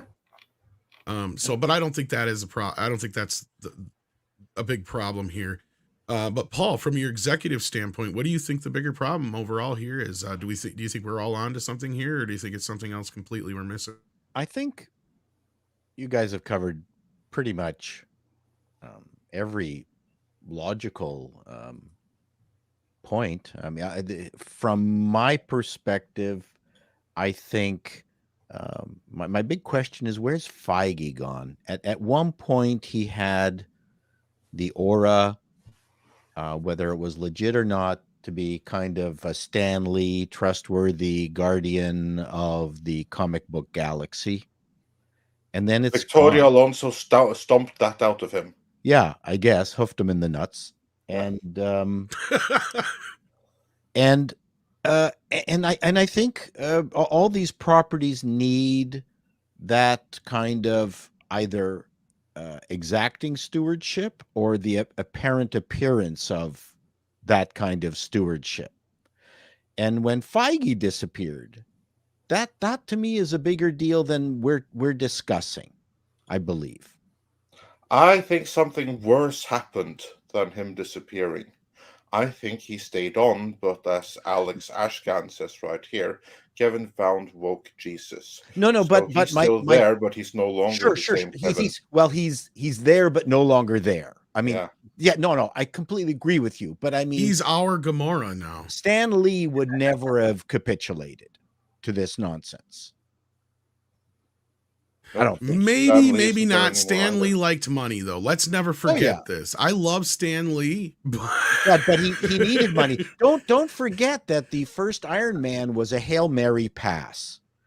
And you know, 110%. people on the outside look at the first few phases of the Marvel universe, and they go, "Wow, what genius!" No, you know, this is no different from writing a sitcom where you don't know what's going to happen in year 3. All you do is write the first 5, hope it works, and you go, oh, well, this is it. Okay, it's working. Let's keep on going. Okay, now we'll introduce this character. And then the mother-in-law comes in. No one's planning on any of this stuff. I mean, as you said, there, the Infinity Stones was planned on a napkin, and they went, okay, let's go with it. But they had none of that planned at the very beginning between Iron Man and Captain America. They're just making movies, and then my God, it's successful. Well, there's a big tell for that even, because when you look at the original Iron Man stuff like that, the thing that the very first Infinity Stone, that's the cosmic cube, which was like the first Iron Man Thanos storyline. Only later did the Infinity Gauntlet come along, and you could like tell that the moment that when they have planned this, the first time the Infinity Stones are mentioned is actually in the post-credit scene to Thor the Dark World. That post-credit scene was written by James Gunn. That's when the Infinity You know what? Stones And I'm getting tired of the post-credit scenes, because in Guardians 3, I had no idea, could not remember why Peter Quill was drinking himself to death. In Guardians, I agree that those post-credit scenes in this movie right here detracted from the movie. And someone went, dude, he lost Gamora in the post-credit scene. Oh, didn't you remember that? Fuck. Oh no, he lost Gamora in Infinity War. I don't know about the post credits. Well, The post credit scene was it was the Warlock business. Warlock, yeah, sorry. Can I just jump in and just say the problem is as happens in the comics, whenever I've gotten disinterested in the comics, is there's too much information that I must know in order to enjoy something to carry forward.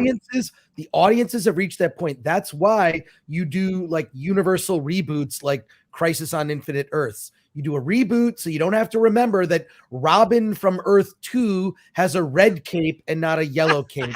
That's accurate. Okay. It's stupid, but it's real. And also, when you've gotten to a point where characters, you've milked it to death, where you have a dog with a red cape called Crypto and a character called Batmite with the Bat family, and you've got the female versions of every other character, you've milked it to death. You've just gone too far. There's too much information.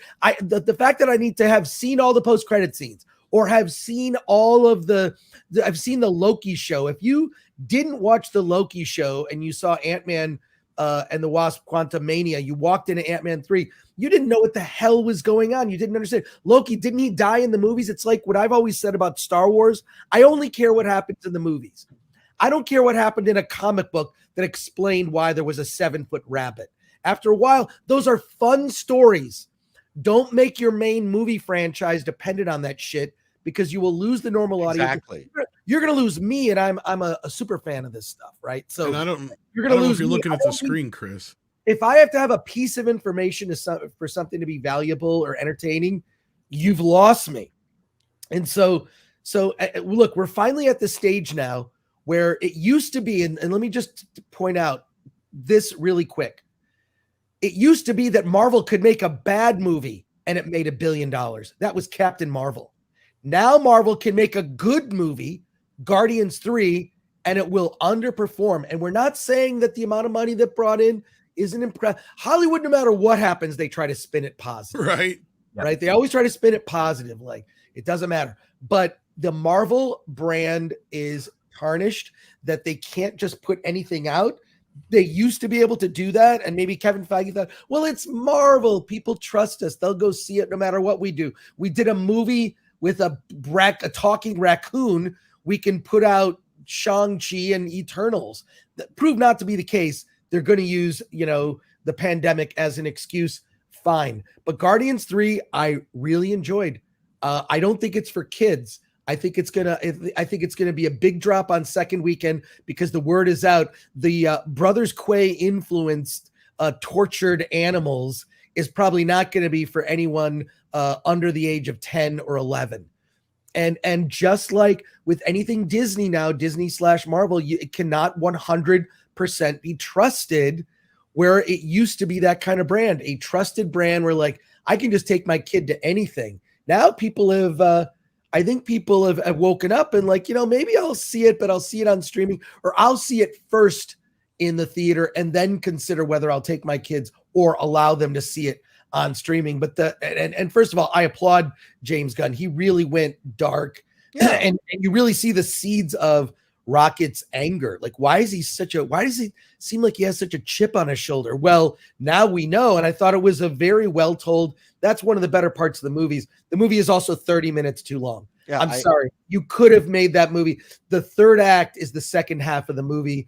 It's way too long. The sort of child trafficking thing was weird. I felt like they might have been delivering those kids to Disney, but just I think it was the Luc Besson sequence of the heist, the code heist sequence, and that Luc Besson world. That was worth it. I liked that. I liked that. I was gonna say, I think most people agree that the thing that padded the film out and was unnecessary was Adam Warlock. I think that's the thing that really was pointless. Gamora also shouldn't have done that. I don't know. I've had a lot of debates about that. Yeah, like all I'm saying is that like this movie should have been 30 minutes shorter. I think even people look at that because I don't know what screening you guys were at. I went to AMC, 30 minutes of trailers. I think it was 34 minutes of trailers in front of. Yeah, I have the same problem. It was, oh my God. So it's a 3-hour experience. And if you haven't eaten before the movie, you're going to get restless. Like, Jesus. I mean, like, look, if a movie is north of a certain period, have shorter trailers. It used to be 20 minutes. Now we're getting 34 minutes of trailers, including Nicole Kidman, like, the trailers. I love movie trailers like the next guy, but geez. So we're at this stage now, right? Like the first Guardians movie, to me, nearly a perfect film. So much fun. Introduced like a whole new world and tone. James Gunn really outdid himself in this self-indulgent 30 minutes too long. Seriously, there's a better 2-hour movie in there. If you're an aspiring filmmaker, you're looking to learn editing software, when this movie comes out, rip it, cut a 2-hour version of it and post it somewhere. It'd be a great lesson, but you can cut a 2-hour version. Anyway, I like the idea that there's this movie has got more varied opinions than the most recent Marvel movies. Yes, at least we care enough to have an opinion about it. Whereas like Ant-Man, we just sort of collectively went, it was meh. I mean, that's the problem with this is there's so many good things about it. Oh, I agree. And there are flaws that are very apparent. The flaws are right there, but I do like that it kind of closed the book on Guardians. There's a new Guardians team. They're out there doing good in the universe. Great. Peter Quill is on his own journey, reconnected with his grandfather, so I should have warned for spoilers there a little bit, but yeah. The grandfather looked like nobody cares about Marvel spoilers anymore. Nobody gives a shit. So to your point about the whole like having to do homework, I don't know if you saw this post of mine, Chris. No, please. Because it says this is a prime example of how to. I was going to read it for everybody. This is a prime example of how to alienate an audience and how come the MCU and soon a lot of other film and TV universe will implode on themselves. Not everyone has time for all the homework. This came from a Facebook post. Somebody had pointed out the last time we saw Maul, he was cut clean in half by Obi-Wan Kenobi in The Phantom Menace. It is never explained how or why he shows up unharmed in Solo. And so my response to that is for all the people here, because there was a lot of people going, it was in Clone Wars, and just, giving their explanations. Like, for all the people who are like, it was in Clone Wars, that's exactly the fucking point. Someone shouldn't have to do the homework to understand the movie or be expected to watch a TV show, especially a cartoon buried on a cable TV network. It's not their job. Well, look at the director and writer's job to explain shit. Guardians of the Galaxy 3 did a great job catching people up if you had missed any of the other films outside of the Adam Warlock business, I will concede. But they give you, in that elevator scene, they get you all up to speed if you missed out on Infinity War. In Endgame, they have a quick scene that gets you up to speed if you missed the Christmas special. You don't have to have seen any of those things to enjoy this movie as long as you've seen the first 2 films. Yeah. Right? And I have to also, like, let's give them credit for doing that with that whole elevator scene. I was Exactly. against them including Gamora in the first place, but given that they did, for those that just loved the first Guardians and the second and were looking forward to the third, they needed that explanation, because between Guardians 2 and 3 there has progressed maybe 9 years in time within the movies, which were covered in Avengers Infinity War, Avengers Endgame, and Thor Love and Thunder. Those are the 3 movies that bridged the gap between Guardians 2 and Guardians 3. So yeah, it was absolutely helpful that they did that. And still, that doesn't explain why Nebula is suddenly part of the Guardians when she ended Guardians 2 by taking off on her own. So you'll still be confused even with that one scene. Maybe a little, but they kind of cover that in the Christmas special. But sorry, go ahead, Script. Well, the other But aspect then you have to see the Christmas special. Okay, regardless of the Christmas special, to make a point is the fact that the Clone Wars was never received as valuable as the rest of Star Wars, and that was the problem. Like the other part too is, like, if you have other entries into the Marvel Cinematic Universe that are popular, you don't have to worry about the concept of homework because they were popular. People saw that. That assumption is usually made when it came to Doctor Strange 2. People assumed that everybody was going to watch WandaVision, but they didn't. People assumed everybody was going to watch the Clone Wars cartoon for Star Wars. They didn't. That was the problem. They decided to try and reverse engineer an audience interest into something that was not performing well anyways. And it doesn't work. You have to make the best story you can, because then it's not homework anymore. And Guardians has appeared to have done that.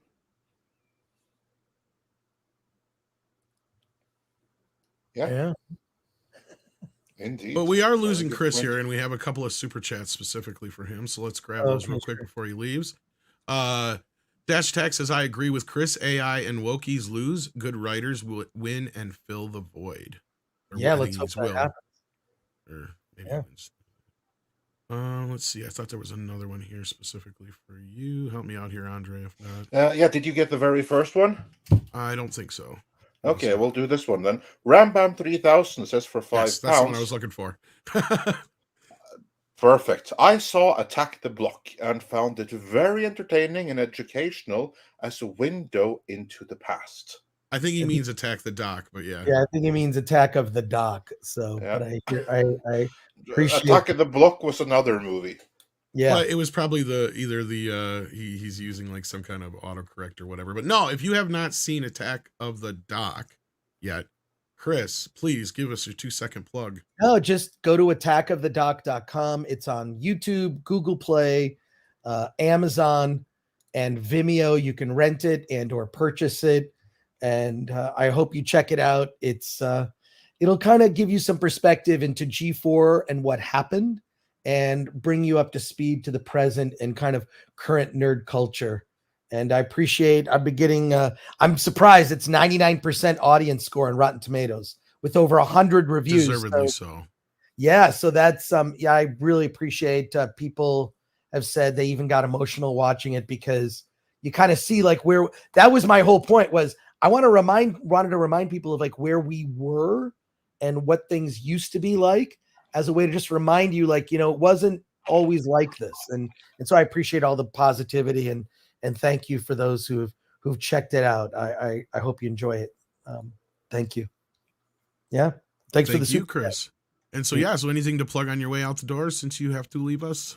Yeah. On Wednesday at 1 p.m. Pacific time, 4 p.m. Eastern time, Critics Court, the trial continues. 9 charges last week were introduced. We're going to begin the prosecution. We'll begin to present their case. We will have guest prosecutors and guest defenders each week. So tune in. It is a real court trial of Lucasfilm and Disney for the murder of the Star Wars franchise. This week we have prosecutors Christian Toto and Anna, that Star Wars girl, and we have a team of people on the defense. It is a real courtroom show, and I encourage you all to tune in because you, the viewer, is the jury. The jury are the viewers. I just want people to have an open mind and listen to the arguments being presented. And this case is, I mean, we just sort of planned out what it's going to be. It's going to last a couple months. It's going to last a couple of months to try this case. So I hope you check it out. That's Critics Court, Star Wars on Trial on the Film Threat YouTube channel, live every Wednesday, 1 p.m. Pacific time, in no conflict with Midnight's Edge in the morning. You can watch Midnight's Edge in the morning and then hop on over to Critics Court. So, yeah, and I expect you'll see more of your favorite YouTubers popping up at some point. Tom, I know I talked to you about showing up at some point. Can't wait.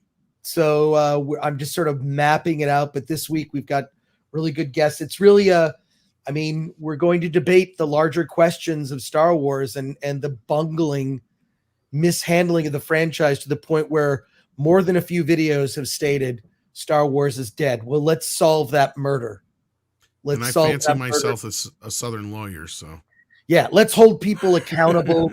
Well, no, we're taking it. Look, I'm telling everyone. No, I know you're taking it seriously, obviously. Seriously, but, yeah. like if you show up, like you need to wear like Alan was there. He was in a tie and a coat. Like it's like if you dress like you're going to actual court. So it's. Oh, and I can argue with the best of them. So. Yeah, but I wouldn't be led on the jury. During jury selection, I'd be tossed. You're Canadian. Yeah, exactly.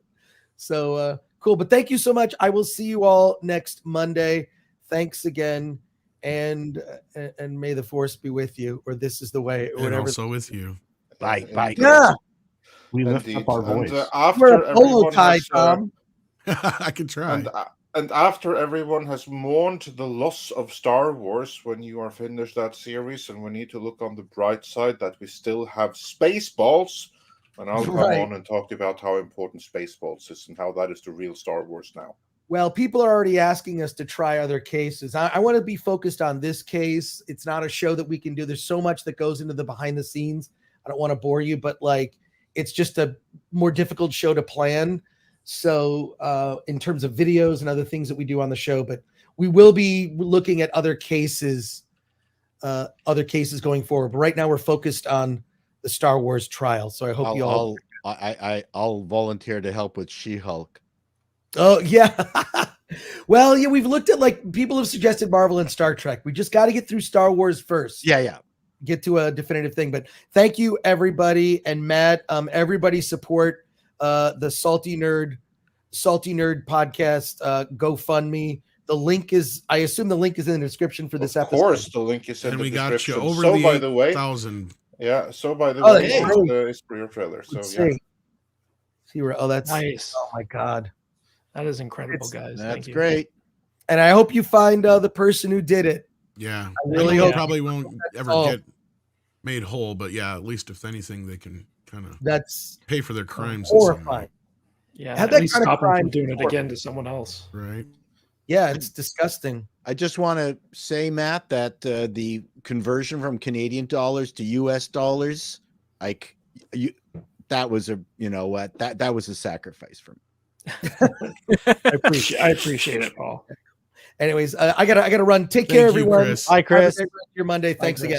Later. Take Bye. care, brother. We're also losing Paul here soon, but we actually Yeah, have, 2 o'clock.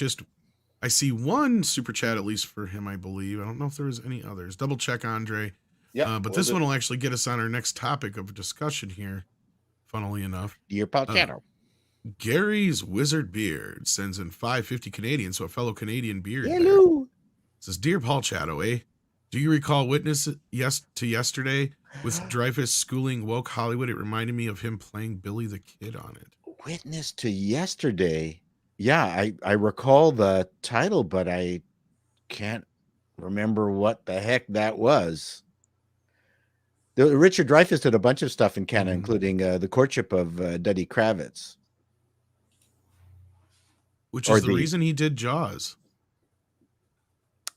Because he saw the movie and he's like, oh my God, I look horrible. Because he told Steven no originally. He didn't want to do Jaws, but then he was afraid he would never act again. After Duddy Kravitz? Yeah. So after he saw a screening of it, he called Steven. He goes, is the role still open? Because he read the script for Jaws. He goes, this is going to be a great movie, but it's going to be a bitch to shoot. And I don't feel like shooting a movie for 150 days on the ocean. And he's like, it's only scheduled for like 50 days or whatever. He's like, bullshit. It's going to take you 3 times that to shoot it. Good luck, Steven. That's what he said to him. And Duddy then after Kravitz was a very good movie. He hated himself in it. He saw it. He goes, I had a panic attack, freaked the fuck out. He goes, I thought the movie was going to flop. So I called Steven immediately after the screening and said, is the role still available? It was a Canadian movie. I don't know how well it did. Kochev directed it. It was an excellent movie. It has one of the funniest sequences in movie history, the bar mitzvah bar mitzvah film that he did that featured Hitler and all sorts of Nazi imagery that kind of stopped the synagogue in its tracks. Just howling with laughter. That was a pretty good scene. No, actually, he said this a few times, but no, I've never heard of The this. Apprenticeship, not Courtship. The Apprenticeship of Duddy Kravitz. Yeah. He's not a likable character. I mean, it's an amazing film, for someone who is supposed to be the protagonist. He's a hustler and does what he needs to do, and it's an amazingly complex emotional roller coaster. But yeah, I mean, how many actors actually like their own performances? It's rare. Well, that depends on their level of narcissism, I guess. Most actors I know don't even watch their own work. Yep. Unless they're real narcissists. Yeah, you see, like those who don't, they're shy because they're their own worst critics. They don't want to see themselves. But then you have those that can't get enough of themselves. So you have like both varieties. Yeah, no, it's true. Anyway, so I'm done then. Yes, you are. Thank you so much, Paul, for being here. Do you have anything to plug real quick on the way out? I just released a video today on my take on the WGA and also how it relates to AI. So, I think there's we're living in very interesting times. And from a creative perspective, I think we're going to lose an awful lot of bad writers, and the good writers are going to know how to use, this stuff. And the executives who know what good writing is, the thing that might really change things around are procedurals. Like how many versions of NCIS do we really need? And how difficult, and how difficult is it going to be for a AI to get pointed to, several seasons of NCIS and say, okay, here's 20 more plots. Please at least give me the first draft of scripts based on 10 years of existing content. I guarantee you it would be able to do a first draft. So, and I guess Dr. Longdongler meant for his super chat as well to be read for you. Dr. Longdongler says, is it fair to say the strike has come at a bad time for writers with all the crap that has been churned out recently? 95% of all the streaming has been shit. Well, I mean, I'm not going to blame the writers. You've got people who are stewarding them and telling them what to write. I mean, you know what? It's so hard to really point the finger. You can point the finger at studios hiring inexperienced people and getting exactly what you expected. Yeah, I mean there's no magic in that. It's disappointing. But then again, are they getting an opportunity to write really good stuff? I mean, I always point to She-Hulk. That to me is one, maybe personally, the biggest disappointment in the Marvel universe. Oh yeah, that was a perfect TV show, absolutely perfect TV. I'm sorry, not the final result, but the premise of it. Mm-hmm. I mean, that would have been a modern Bewitched. It would have been brilliant, but they didn't have anyone qualified to work on it, and that goes down to who hired who. The other part too is I don't know if you can fairly say 95% because there's a lot of stuff on streaming you haven't heard of that's probably pretty good. I mean, there's Shrinking, there's Severance, there's Ted Lasso. That's just off the top of my head right now. There's this new show out on Apple TV called Silo, which is excellent as well. I haven't seen it yet. Oh yes, I've heard great things about Silo. There's also Rabbit Hole, which is doing pretty well as well. they're out there. If you don't, just because you don't know it doesn't mean that it's not out there. And that's comes to the fact that there's oversaturation. There's some people with more money in their pockets to get the word out on their shows than on others. And there's also marketing campaigns that just don't know how to market anymore. I mean, I would say Guardians of the Galaxy has a bunch of terrible trailers that don't make you very excited for the film. Not like the first one where it opened up with Ooga Chaga. I mean, people wanted to go. They actually recut it with that song. Did you see that script? I did not. Obviously. Yeah, they have the I was gonna say they have the critics version of it. Where it says all the blurbs. They recut it with the. Anyways, we're and also the WGA has they renegotiate their contract every 3 years. So it was inevitable, yeah. This was an inevitable confluence of so many things. The end of COVID, AI just suddenly coming out seemingly out of nowhere last fall, yeah. And I mean, I one of the things to remember is I think I mentioned our last meeting together that Goldman Sachs said that right now the state of AI as it exists presently can put 300 million global jobs, make them disappear now. And they're excited about it. I'm not. I mean, I'm going to fire myself and replace myself with AI. So, anyways, I'm gone. Matt, I've done my job. Go enjoy going into whatever electronic store that you frequent, and buy some new gear, put some new locks on. Kryptonite, I suggest get one of those bicycle kryptonite locks and put that on your door. So folks, have a wonderful rest of the day. Thank you very much for inviting me as always, and see you later. Take care. Have a good Bye, everyone. Bye, Paul. Bye, Paul. All right. Let's grab some more super chats here, and then we'll get into the Richard Dreyfuss business. Why don't we? We've got, let's see here, starting back at the top. Mr. Tickle Trunk, who's been a member for 25 months, says, Salty Nerd Podcast Fund should go up more, 12K, get a couple giant locks, build Home Alone style traps, and install a thick fuck off door. Mr. Tickle Trunk has been a longtime member of our community. We really appreciate him. He's awesome. And he's not wrong. But, hire Rambo. We're just looking to replace what was lost. We really don't want to be greedy and take advantage of people's generosity on this stuff. So no, and I trust you guys, because I'll tell you right now, knowing you'll put every cent of this towards this endeavor. So I trust you guys. I can say that wholeheartedly.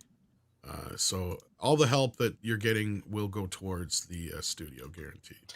Yeah, and we're probably going to do something where everyone who has donated can use the studio for free.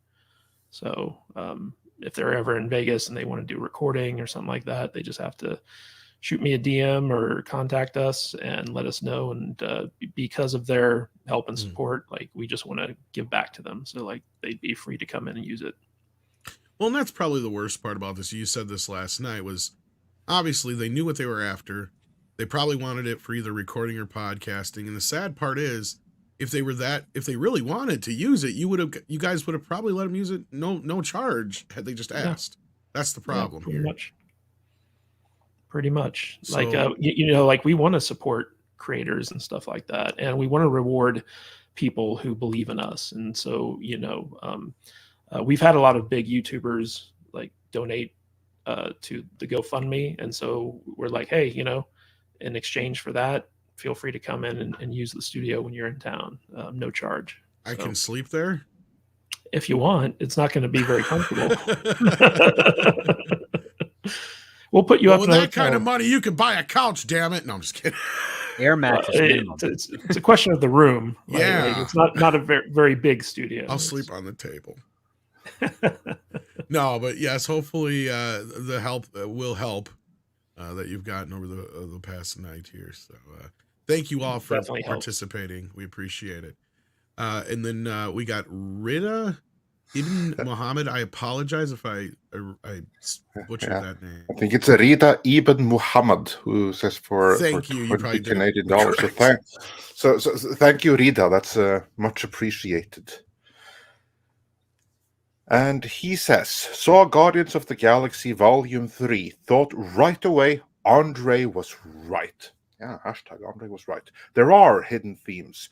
Andre mentioned only family. I would add God and anti-Russia phobe hatred of Rus culture, innocent civilians. Great movie. You know, I just want to interject very quickly. This is 100% right. I mean, there's afterlife suggestions and things like that. You know, there's a ton of stuff. Yeah. And there's stuff I didn't mention in my review for there's fear a of lot going on. Yeah, this movie is anti. This is like what I said. Here's like the thing with James Gunn. I think that just as with Terry Matalas did with the season 3 of Star Trek Discovery, he plays part of the Wokies, and Gunn, he even is one of the alleged visitors to the island of the guy who was killeried.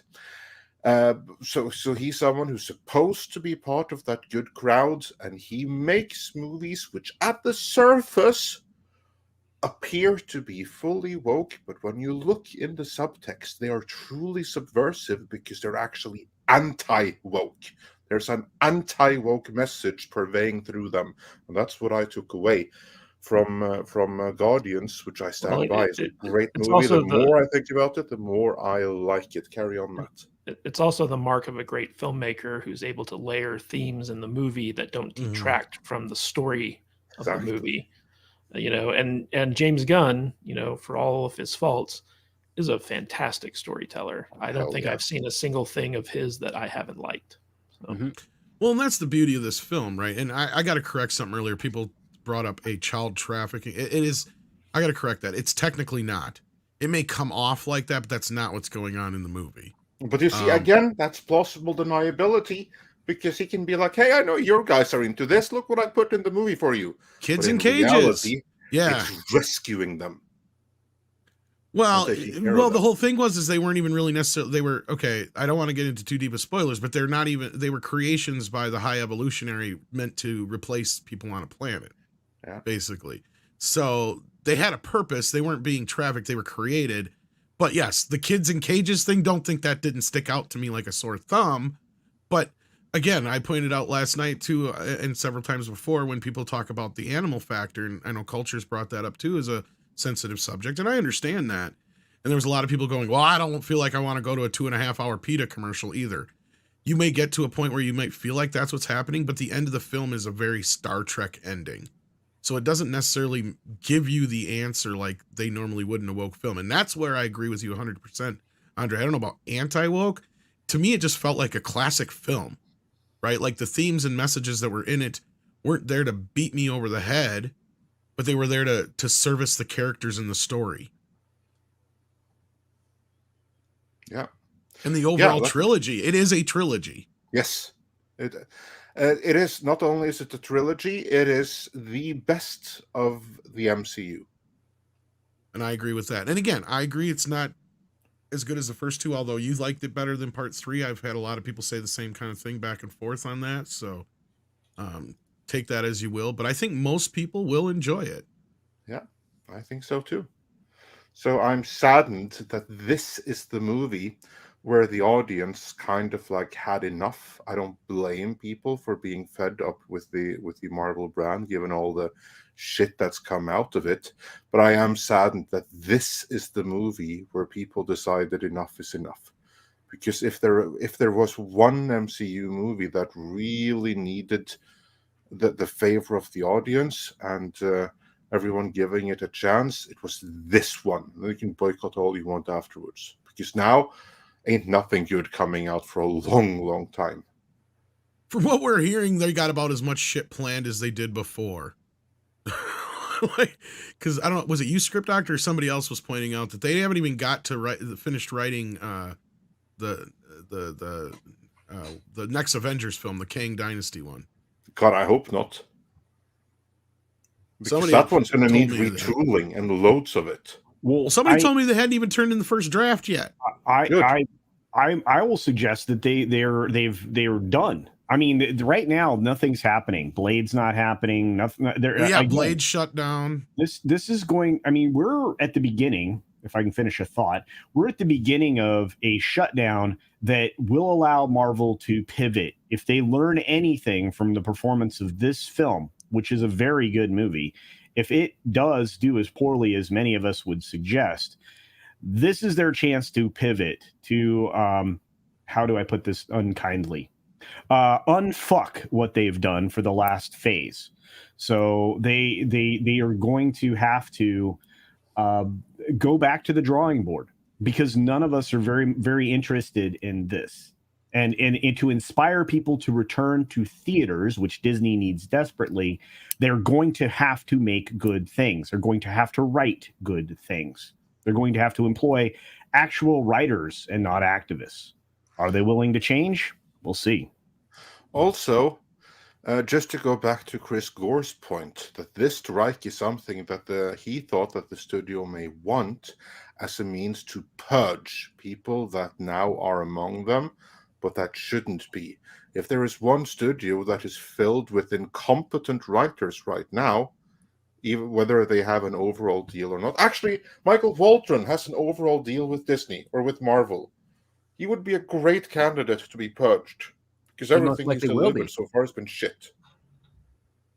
What was that script? He most likely will be. Yeah. And so Mr. Gore, he can absolutely be onto something there, because they need to purge every last one of the Rick and Morty writers, and then they can't stop there. They have to get rid of every single diversity hire who has no life experience, no nothing. Just look at the Marvel movies and the Disney Plus shows we've been getting the past few years. I mean, I stand by. I think that an AI probably could have done as good a job as those incompetent writers did. Not yet, but it's getting close. But Disney's going to be the biggest holdout with regards to that type of purge, because they've built their entire industry over the last 8 years on that very ideology. And hopefully, like the only hope that Disney has right now is that Iger has decided that he's going to try to salvage his legacy rather than make that the hill that he's going to let Disney die on. Because if he doesn't change his way, Disney is going to die on the hill that he placed it on. And speaking of that, that kind of segues into the whole diversity requirements for the Oscars. And those come into effect, what is it, next year, Culture? This year. Yeah. For the 2024 Oscars, yes. For the 2024 Oscars, okay. And he was recently on Bill Maher's podcast. Yeah, for those who don't know, besides the show that Bill Maher does, he actually has a podcast. And before you're like, oh, God, grown Bill Maher. Here's the beauty of it. I'm not a huge fan of his either, but he gets these guys high and stoned, or just stoned and drunk. And they're very candid on these interviews. He's done some great interviews, like hour-long interviews with actors, directors, you name it. And Richard Dreyfuss was one of the more recent ones, and they get into some real topics on this podcast. And in this, he pointed out that the new diversity requirements for the Oscars make him want to vomit. And I think this is a sentiment we all can agree with, because they're stupid. So Andre, real quick here, what is the basis for this diversity program? Or are you stepping away here? Or here you go. You got me the other thing here. So yeah, the basis for this whole Oscars diversity program, or whatever you want to call it. Yeah. Well, basically, this is like we have it behind the scenes. I got it up here now. Yeah, perfect. So basically, what this is. They call it like rules and regulations to increase visibility and inclusion and yada, yada, yada. This is very similar to what Amazon already has instituted and what Netflix also apparently has done, even though it hasn't leaked to the public.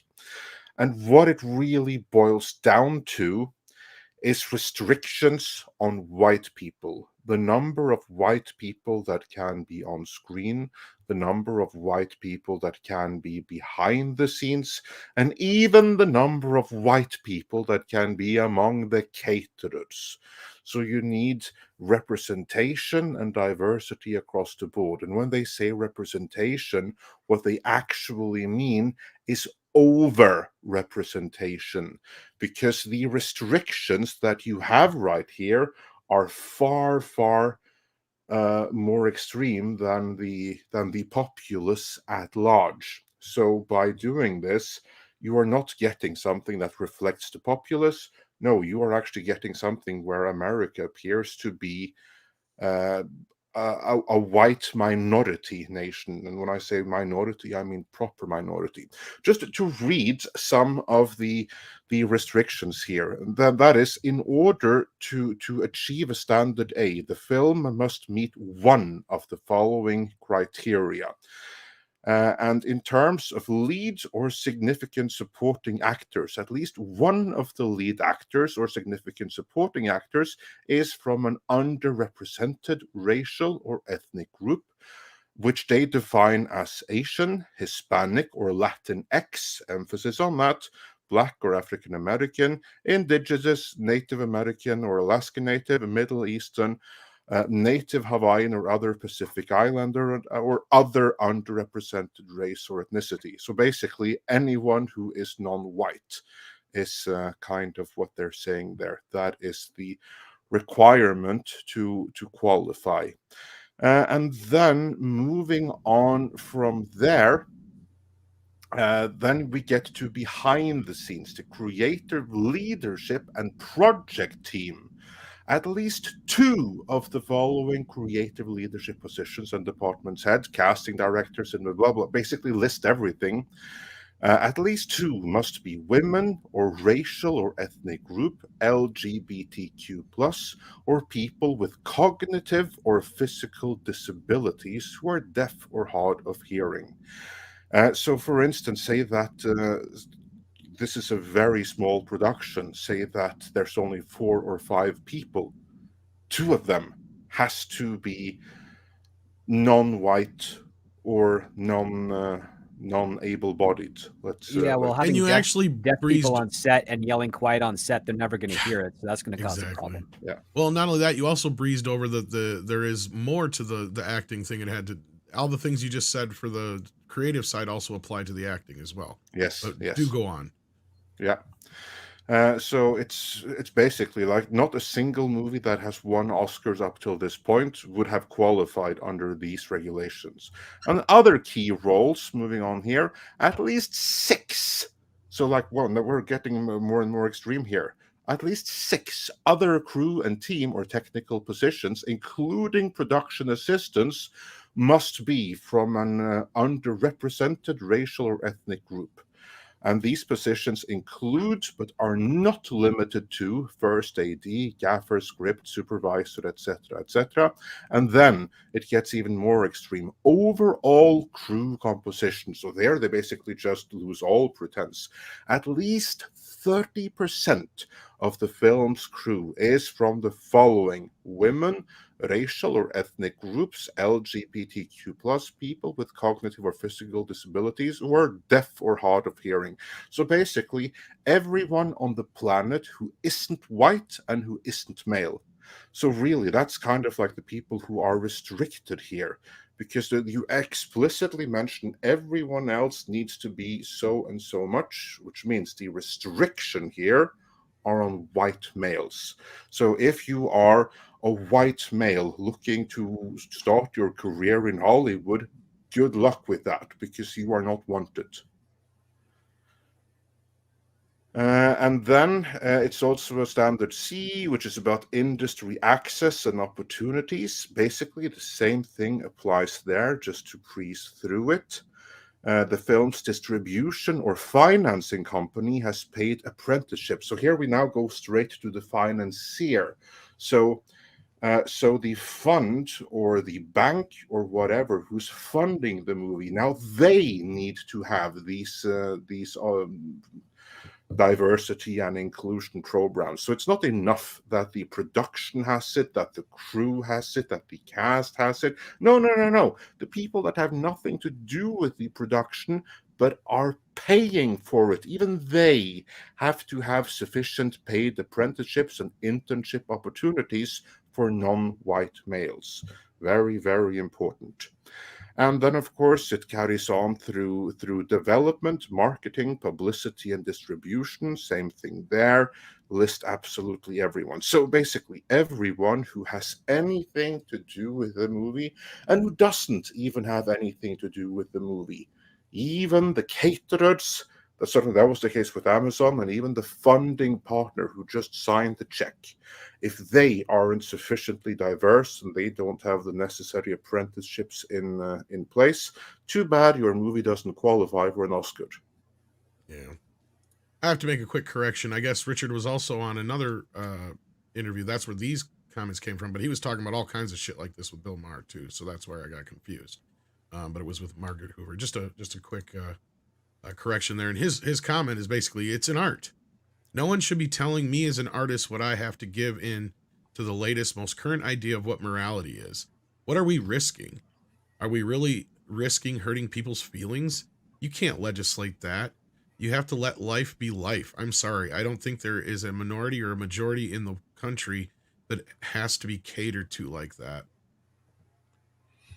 Yeah, and Spielberg recently came out in an interview and said that he regrets having censored E.T., changing the guns to walkie-talkies. And he's like, we need to stop looking at media through the lens of the current day. We need to let art be art. And I feel like a lot of the older guard from Hollywood are starting to feel this way because they're seeing their legacies erased by people who are coming in and trying to change what they made. Richard Dreyfuss's stuff was hilarious though, because he's at the I don't give a F phase. Oh, he's definitely at the he was doing Sharknado films, but not too long ago. So. And so like he can be honest. He can say the stuff that, he can say the stuff that everyone out there is thinking. And what's interesting about this stuff, and Andre did a fantastic job of running through it, is that it just makes the Oscars even more irrelevant. Because if you can't have like a good movie be nominated for an Oscar because it doesn't meet these diversity criterias, then like the value of winning an Oscar goes down immensely, even more than it currently is. Like right now, the only thing that Oscars matter for is industry clout. Right. Because like if an actor wins an Oscar, like they can start charging $20 million a picture and stuff like that. So it's a very like kind of industry insider thing.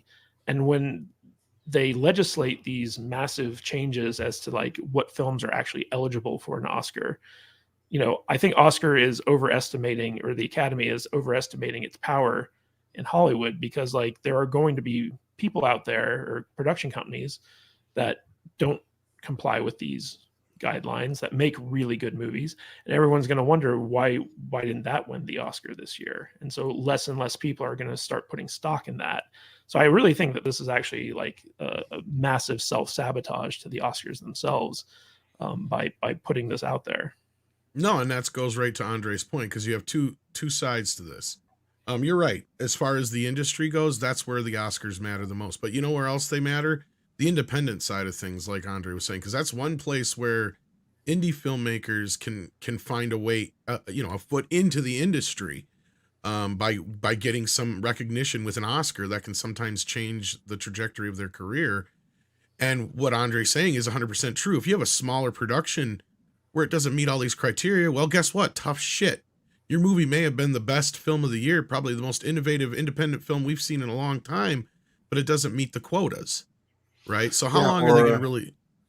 Yeah, sorry, I did not mean to interrupt. I just want to say, or worse yet, you can actually have done everything you can to meet the quota. But your bank hasn't. So, yeah, sorry about that, because your financier doesn't have their ESG in order. You still don't qualify. It'll be interesting to see when filmmakers like Quentin Tarantino or someone who doesn't give an F comes out publicly and after the Oscar nominations are announced for this year and starts like bad-mouthing the Oscars for their incredibly racist guidelines. it's going to. I think it's going to blow back on them in a way that they didn't anticipate. He's the kind only of advantage we already could possibly have is the fact that the Oscars will probably be the shortest show we've ever seen in the history of the broadcasting. About time. Well, he's already kind of addressed, not, I don't know if he's addressed this part specifically, but he's addressed like the diversity quotient and all that bullshit. Because he's flat out said, he's like, I've been putting black actors in my movies and other actors in my movies my entire career. Like, you know, he brought up like Jackie Brown up through things like Django, you know, it's like he's in the camp of he's sick and tired of people pretending like they're the first to be doing this shit. Right? Because he himself is paying homage to all the films and actors of the, you know, bygone eras. And I think you're right. I think Richard is on point with this, because then he also finishes it all up by saying this. I mean, he said a lot more than that, but I think this is the most poignant thing he brings up here. Not to get political, but I think he hits on the point we all have been for years here, is that it is a political thing, and it's about political divide. He goes, I think we're cowards. Republicans send their children to schools hoping and praying that their children will come back Republicans. And Democrats send their children to school urgently praying that their children will come back Democrats. The idea that a parent would walk into a public school and say, I don't want my children exposed to opposing views, that's wrong. So like he's kind of just summing it up there as basically, yeah, it's become a political point more than anything, I think. So yeah, anybody have anything to add or subtract from that? Now's the time, because then we're going to get into some super chats here. Just that I think that Richard Dreyfuss needs to work more. I think he needs to be in more stuff, because I love the crotchety old, I don't give an F Richard Dreyfuss. Yeah, and I still feel like, you know, enough of these people come forward like this, you know, whether they're in the I don't give a flying heck stage of life or not, or in their career or whatever. I think the more people that come out and talk about this and really point out how uncomfortable it is, I think that's all for the better. I mean, we can sit here and say it, but if they really all need to come out and say it themselves, I think it would certainly help shift things. Well, it is interesting how like he made these comments like off the back of Spielberg basically making the same comments in a different way. What's funny is Spielberg just made an Oscar bait film that was remaking, you know, a classic Hollywood film and musical. And that's all it was basically an injection of representation into it. So yeah, that's kind of interesting him saying that, but I think he Spielberg's a quick learner. That's the thing with Spielberg. And I know a lot of folks in the chat may not be fans of him necessarily, and I have not been a fan of his for a while as far as his films go, but he has never been one who was never a quick learner, because he learned right away with E.T. that was a bad move. In fact, he's still feeling it to this day, because I know that's why the film has lost some of its luster with the audience, because anytime there's a release of it, people go, oh, I'm not buying it because he changed it. It's like, no, he changed it back right away, guys. Yeah, I have the version. He's not George Lucas. Yeah, he on that same release, he learned how stupid it was, and he made sure that both versions were available. And that one release is the only time you could get the altered version. Since then, he has only released the theatrical cut. He pulled an opposite of George Lucas, basically. And he's apologized for it ever since, because I think he's felt the pain of it, because he had the most popular film of all time, and now most people are just like, it was a thing, and then Spielberg fucked with it. Yeah, the E.T. doesn't have the legs that it should, considering like how much of a seminal film it was and what it meant for Spielberg's career and stuff like that. In a weird way, his Indiana Jones movies are far more popular than E.T., at least nowadays. I kind of look at E.T. the same way I look at Avatar, you know. But on that note, a movie like Saving Private Ryan couldn't win any Oscars, probably. Oh, no, definitely not. Ain't no probably about it.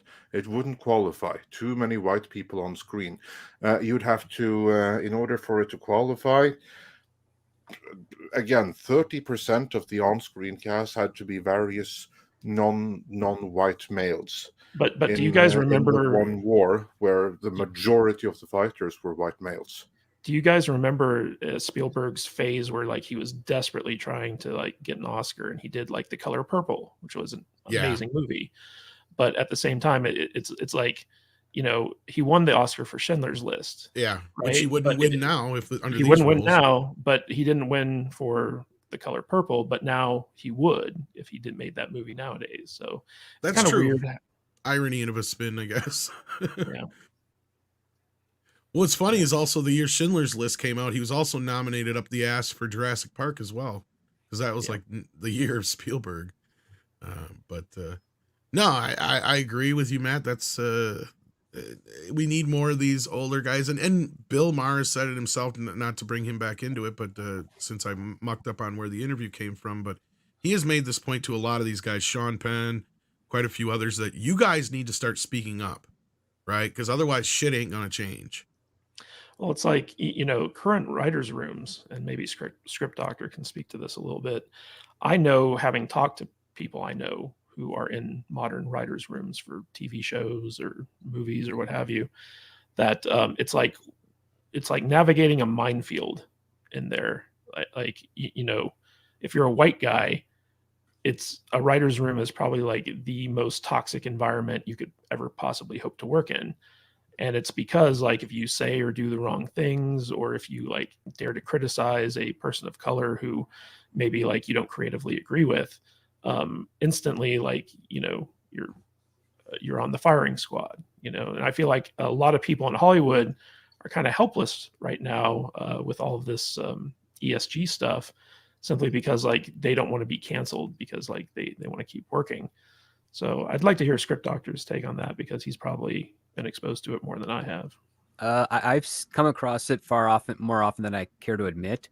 You are walking on eggshells, even as a guest, because I haven't been able to be staffed on sick anything for quite a while because of, one, the pandemic, and two, the writers' rooms are jam packed. So when you get to do a guest into one, you know, kind of like as your pre-interview for either an assistant job or to work with someone else who's starting a show right after this one is done, like that's the most exposure you get, and it's a very uncomfortable position, especially as my last time seeing it was like in 2019. Like that was it. That was at the peak of all this type of stuff, where I can recall vividly there was this one writer who was a good decade older than myself, Hispanic, and you had to basically watch what you said around him, because he would take everything so very personally, even if you're just making an off-color joke that you're trying to address for a character on a certain comedy show. And it was not comfortable. It was basically, you know, the most unwelcoming type of writer's room you could be in, because you say the wrong thing, he goes and complains to, if not the showrunner, someone else, and all of a sudden you're no longer on staff on that show anymore. And it was only through talking to some of the writers after the day was done, you know, going out for drinks and hanging out and being like, hey, why isn't this guy here? Well, we don't invite him here because he's causes problems. It's like, well, why don't you get rid of him? Well, we can't, because he's part of this program. And you slowly start finding out, especially in the subsequent years, when I'd be exchanging like phone calls or Zoom meetings and emails with friends back in LA, that there's usually at minimum one of those types of people in every room. And how can you have a really safe and fun creative environment when someone is literally checking to make sure you're not offending some third party that's not even in the room or what have you? It's not a great thing to do. And I'm glad that, I mean, I'm upset that there's a strike, but I'm glad that it might have a benefit with regards to purging them out. One of the consequences being is that if you have any favorite shows out there, they're going to suffer in quality like Heroes did back in the day. Or maybe we get lucky and the inverse will happen, where some lousy shows end up being really, really well produced later on, because the bad writers were expunged and the good writers came in to try and right the ship. And I think Cameron Pasha has a great kind of anecdote about a show he was working on, where basically a young Hispanic woman came in claiming to have been in the military, and she was hired for her military experience to kind of advise in the writer's room. And it was a stolen valor situation where, like, she just made up the fact that she was in the military, and they couldn't. And once they found out, they couldn't fire her, even though she was a terrible writer and caused a lot of problems in the writer's room. They couldn't fire her because of her ethnicity. because they didn't want to look like they were being racist or something like that. Mhm. And but even though this woman lied in order to like get the job, I mean, this is the type of thing that is going on in Hollywood. Yeah.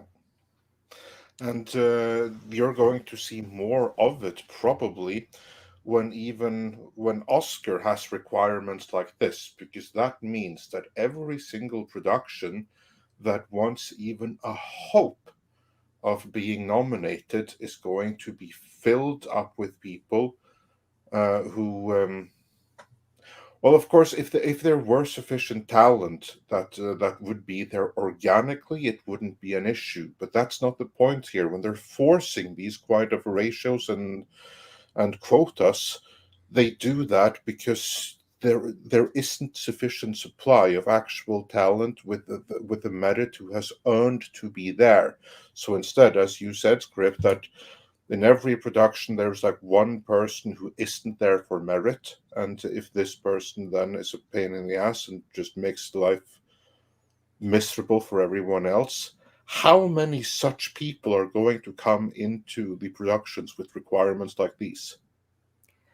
Too many. One is too many. The other part too is that you also have a whole generation of studio executives that have such a narrow understanding of the industry and a narrow type of taste that they're put in charge, and they line up with the very things that we criticize with. And that's why some of these people who want to be writers in the industry get these opportunities. They fall in the same political line. They have been convinced by these pocket cultures in society that this is the direction to go, and so that's what they're going to push to the line. Same thing happens with readers. Readers are straight out of college. They determine what gets a pass and what gets rejected because they're the first ones on the front line. And you're wondering why these great scripts that are being circulated around aren't getting to studio heads. It's because the readers straight out of college are saying, well, this doesn't fit the ideology I was educated with, so I'm going to pass that. But this other script does, and I'm going to send it up. And now you have a whole bunch of skewered data being sent to, the higher ups in the studios, and they think, well, if this is what all the writers are writing, then this must be the direction of culture and that where we're going to invest in it. And it's wrong. The only way that you can get that figured out is kind of being more scrutiny, having more scrutiny when it comes to who you hire in those screening positions. Yeah. So, does this make you optimistic for the near term of Hollywood? You think that the writer's strike could do something with the Oscar plans like this, or are they committed to going through with this course? I would not be surprised if the cleverest of people would take that indigenous line as a qualification and just say, well, everybody who's on the crew is indigenous to Earth, so that qualifies. So screw you on all the rest. We meet that 30%. Thank you so much. Have a good day. Let us submit. Because indigenous is really a word that you can't really itemize to nations and countries because, again, genetically speaking, we are one species. Like we are a singular species that have variations through ethnicity. But the fact that we can breed with each other and produce very healthy children as a result of that shows that there's not as much difference between us as some of these idiots like to profess. Yeah, I predicted that this is going to go one of two ways, most likely, or both at the same time. It's going to go that the first year or two, there'll be a movie or two that won't get nominated because it won't meet the criteria, and some people will raise a stink, and or they'll just start ignoring the rules. And then they'll be like, oh, well, they were just kind of like guidelines that we were suggesting. They weren't necessarily, diehard rules. It'll be one of those two things after about 5-6 years when everybody realizes, hey, they're not really following that criteria because they realize themselves how stupid it is and how it's impossible to meet. But I'm going with the former probably than the latter. Yeah. But we're losing Matthew, so thank you so much for being here, Matt. Let's check in real quick before you go with the fundraiser quick. It was at 8/3/16. Let's refresh. It is... Oh, I must have refreshed it here. It did it on its own. So it's at 8/3/16 right now. So you meet your secondary goal at this point. So hopefully that will help you guys out.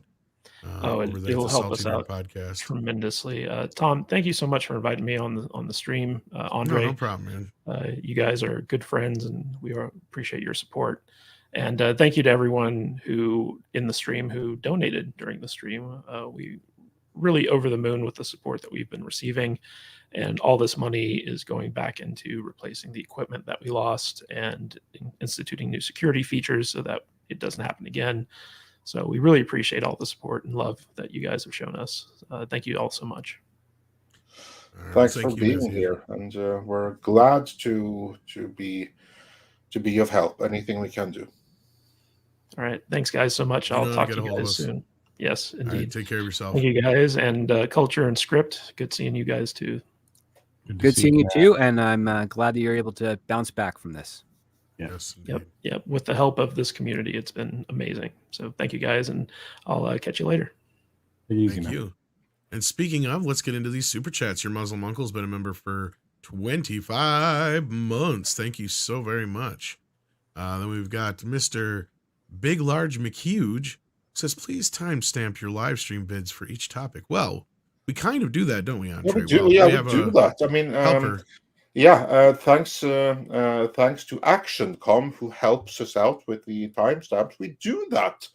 But if you're expecting us to do it when we're live, that's going to be a challenge. Kind of impossible. But it doesn't take many minutes after the stream is done for timestamps to be present. But thanks for the donation and letting us know. And we also do post separate videos over on the live archive as well. Yes, we do indeed. So if you haven't done so already, make sure to head on over to Midnight's Edge live archives for clips of the live streams. Plus, maybe we'll do some vintage clips there eventually from like Hollywood guests and stuff like that. Yeah. Mr. Big McLarge Huge also says, for AI, art of promoting topics, quality material. Yeah. Last Millennial says, does AWS Cloud lower bandwidth expenses?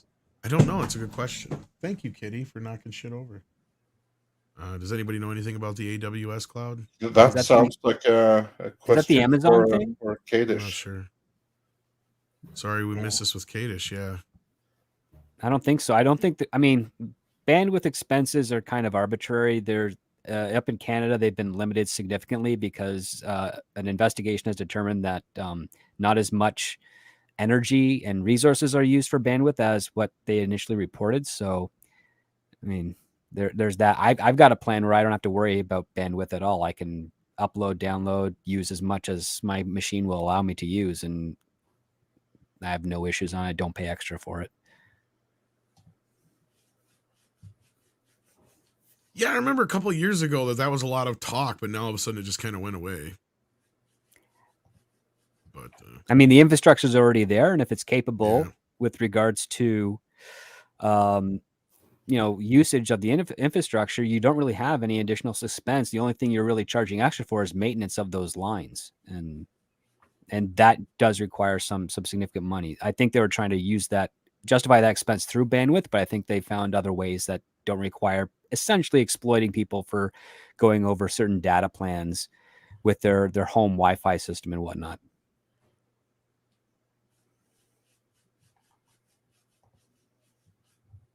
Yeah, I guess.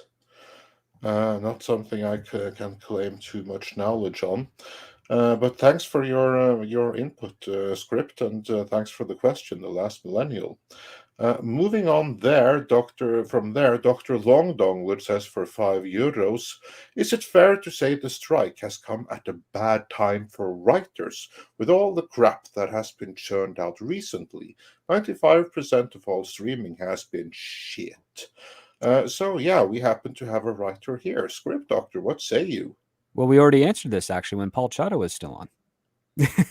You have to go back there, but no, this is not a bad time. This is an inevitable time. Contracts are negotiated every 3 years for the WGA. Doesn't matter. There's nothing that could have changed this. This was going to happen regardless of AI or not.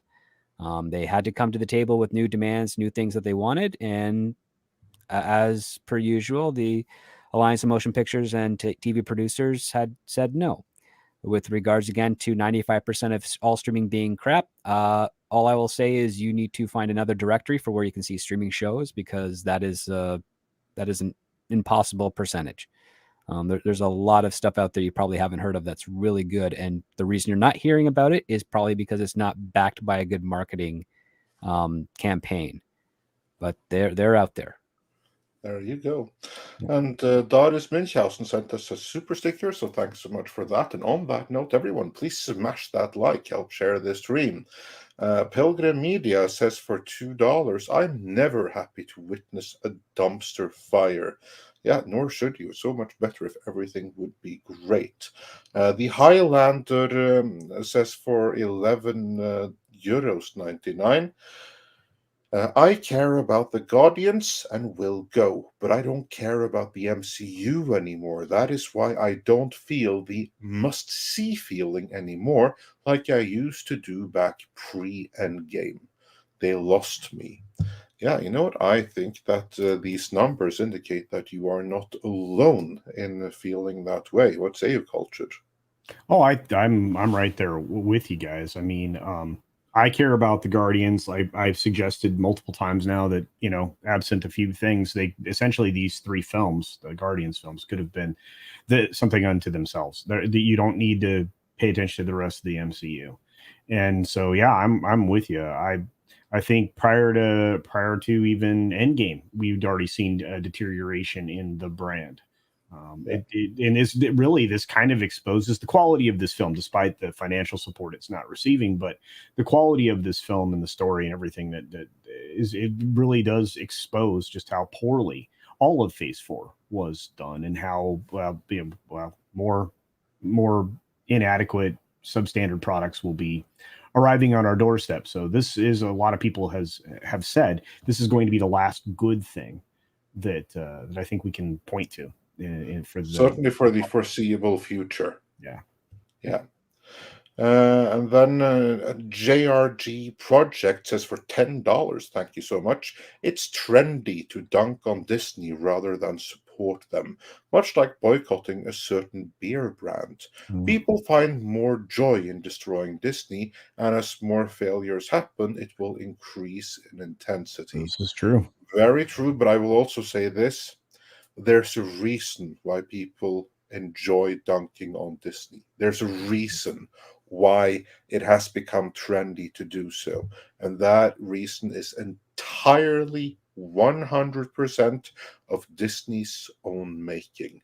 Yes. You go back a decade in time, people were actually rooting for them. People were rooting for them to nail it with Star Wars, the way they had already nailed the MCU, the way that they were nailing it with Pixar. It is only after repeat woke failures that they lost the audience. Tom, you want to chime in on this? Yeah, I was just going to say it would be like if you're Coca-Cola and you all of a sudden decided one day, we're going to stop making soda. We're going to concentrate only on, like health drinks and alcohol and things that aren't what we're good at, basically. Yeah. Aren't our core audience, basically. Right. Yeah. We're going to start making beef jerky. That would be like even a better analogy. Thank you, Culture. Yeah. Because like you're right. Like it's like families are our core audience. What are we going to do? We're going to basically turn every family against us. Fuck it. And what few families we're going to trade in, 89 to 90 some percent of the families in the world for a small percentage, basically, is what they did. Yeah. The irony is that in trying to be more inclusive, they ended up being exclusionary. They excluded the majority audience. That's basically it. I agree. Yeah. And DCB Titan sends in 22 Canadian dollars. Hey, is that a toonie? No, I'm just kidding. That's 10 toonies. Or actually 11 toonies. toonies. Yeah, it's 11 toonies. I was trying to be punny, but it didn't work. 11 Saw Guardians on Friday. Good movie, but agree that the soundtrack was weak. Going into the hallway scene, I can't remember what song played, but it should have been Crazy Train or Seven Nation Army. Hell, even Master Exploder. Yeah, I got the soundtrack, and after going through the actual soundtrack itself, it's a little bit better than I remember being utilized in the film, if that helps at all. But yeah, that's a big problem this I can remember specific scenes and tell you what song was playing or tell you the scene it was from in the first 2 films. There's only about 3 scenes in this movie so far that I could tell you what they were from. So well, yeah, then you're better at music than me, because I can tell you only one, and that's because I thought that No Sleep Till Brooklyn really stood out in the worst possible way in that one scene. well, the one's kind of a cheat because they actually look at the Zune and it has Alice Cooper's album cover on there. So, and like I said, I should know almost all of Alice Cooper, and I did not recognize that song at first. But like after listening to the soundtrack as a whole, yeah, it's about half as good as the other 2. I'm sorry, unfortunately, I'm sorry to say. I think you're being kind. Well, it does have about half the songs in the soundtrack are decent. The other half are kind of like, what the fuck is this? Well, I think you said it right there. Half the songs in the soundtrack are decent. And decent, that just isn't that good, is it? No, it's not on par. No, it's definitely not on par with the selection of stuff from the first 2 films. Yeah. And or with your average mixtape, for that matter.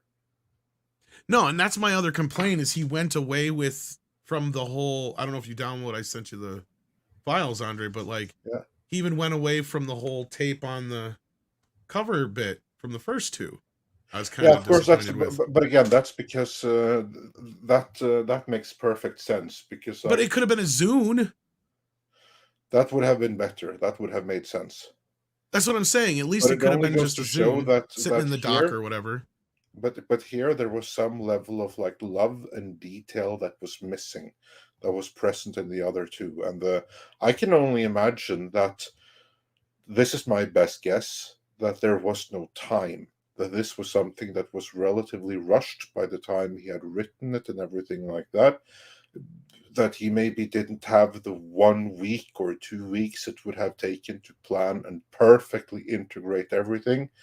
To get the music that he wanted, so he was just working as best as he could with what he had. That is my best guess. And then someone just decided that fuck it, it's just going to have to do. Well, he writes the songs that he's listening to while he's writing, basically. I don't know. Well, then he must have been through a really bad time when he was writing. And from what it sounded like, well, we got to remember, and I can't remember who pointed this out last night. Please help me, Culture, if you remember. It might have been on Valiant Stream, though, but maybe it was Pro that pointed this out. But basically, you got to remember when he was working on this, and he was coming in and out of the whole being fired and shit. So he probably was in kind of a dark place at that point. So, and he knew this was going to be his last gig with MCU and in the shit he went through. So he's probably listening to some darker tunes at that point. But again, at the same time, it just doesn't. He had like 3 songs he said he couldn't get into the movie. Only one of them that he's revealed so far, and that was Wish You Were Here was the one he wanted to start off with instead of Creep, which I kind of wish he had been able to get it, but Pink Floyd is a tough egg to crack. So well, yeah, Creep sucks. Well, and let me tell you, they're super tough because those 2 guys can't even get together to decide how to divide their profits to sell their catalog. That's the problem. It's insane. Like once they finally all get together, Culture's 100% right. Once they all can just sell off everything, then we'll finally start hearing some Pink Floyd songs in the movie. And that's the other thing why I said there's got to be some deleted stuff, because why would you go through the trouble of getting a Bruce Springsteen song to bury it as the second song in the credits? I feel like that played into a scene earlier that got cut out, probably. And they just paid for it. So they're like, well, we got to get it in here somewhere. But otherwise, he hasn't revealed the other 2 songs yet that he wanted or where they were supposed to go. I think there was one other one he did reveal, but he wouldn't say where they went or what replaced them. But otherwise, that's the only one he did say that he did replace Wish You Were Here with Creep.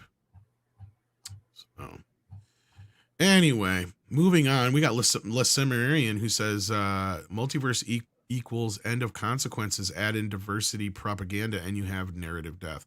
Yeah, I'm not a big fan of the multiverse business either. Actually, I am. It could be used to great effect, but they haven't. It already was in No Way Home, and that's about the best way you can use it, in my opinion. Otherwise, it's just a crutch. Sorry, honey. Yeah, no, I think there's a lot of potential in it, whether it be for crutch or for having fun with storytelling. You can you can work with that. You can have a lot of fun with that, but not the way that they've done it so far. Well, my point is like, okay, in the Marvel universe thus far, no, hasn't worked out. Flashpoint is going to be a mess. I can see it already. Flashpoint, the Flash movie. Yeah, because Flashpoint's a shit story as far as multiverses go. It's got issues, and so like it's just not four something too many. Yeah, on the comic run, which I think was 4, if I'm not mistaken. The only times to me multiverse stuff has ever worked has been in Spider-Man and Ninja Turtles, and that's because of the same concept. That's where they bring multiple versions of the same character together. And now they're going to kill that with Spider-Verse movie.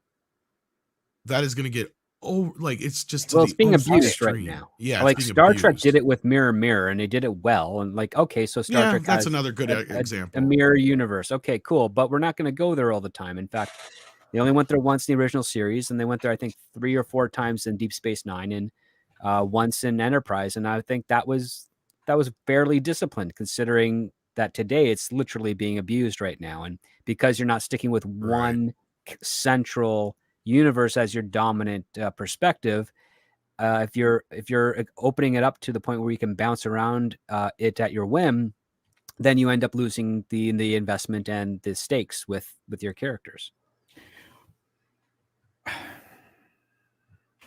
I'm with Tom here. I think that the Spider-Verse is essentially going to eliminate a lot of these multiverse concepts, because I think that Across the Spider-Verse is going to flop. I think June 2nd will be very telling. Anyway. Yeah, I agree with that. Just to quickly address something, because it's going to take me twice as long to type it out. Like, people are pointing out that James Gunn has said that there's no deleted scenes. That's not exactly what he said. He said there's not going to be a director's cut. And just to know, because there's never been a director's cut of any of the Marvel movies sans Spider-Man No Way Home. True. And that was an extended cut. And I have to say, apart from 1 or 2 scenes, the theatrical cut is better. Yeah. So that's what he got his cut as far as probably he had final cut up to a point. I'm sure they told him it had to be 2.5 hours though. Because it sure feels like it's... So I'm sure they told him no more than 2.5 Exactly. That's hours. my point, is it's butted right up to that 2.5 hour mark. Like, couldn't add any more than they could already. But yeah, no. There's too much in it. Euler's Workshop. I'm sorry, I said Oliver. Euler's Workshop says, sounds like Ahsoka Tano, James Gunn, and Gina Carano all have the same in common. They all served as fulcrums, LOL. I would hardly call Ahsoka Tano a fulcrum. I don't know about the other two, but, definitely we're supporting and leveraging the properties to their benefit. Or in the very least, we're pillars in their properties, in said properties anyway. Jesus Davila sends us a super sticker. Thank you for that. And so does Stian Monstad. I'm sure both popcorn and thumbs up if I had to take a guess real quick. And we got John Evan Bear, who says the new Transformers movie is rumored to be around 3 hours and 40 minutes long. How could a movie with giant robots justify the length of 2 Bumblebee movies? I heard about this. There was another movie that they mucked up on the running time on, and I think that they did the same thing here. Because they went and took what was like the hours and minutes and just forgot the colon or whatever you call it. And they thought it was that many minutes. And I think that's the case with this too. I can't imagine they would have released a movie that long. I mean, some of those Transformers movies that they have gone long, but... and all of them way longer than what's needed. But that does sound extreme. I mean, at that point, why don't you just do a miniseries? Or split it into 2 friggin' movies. Yeah.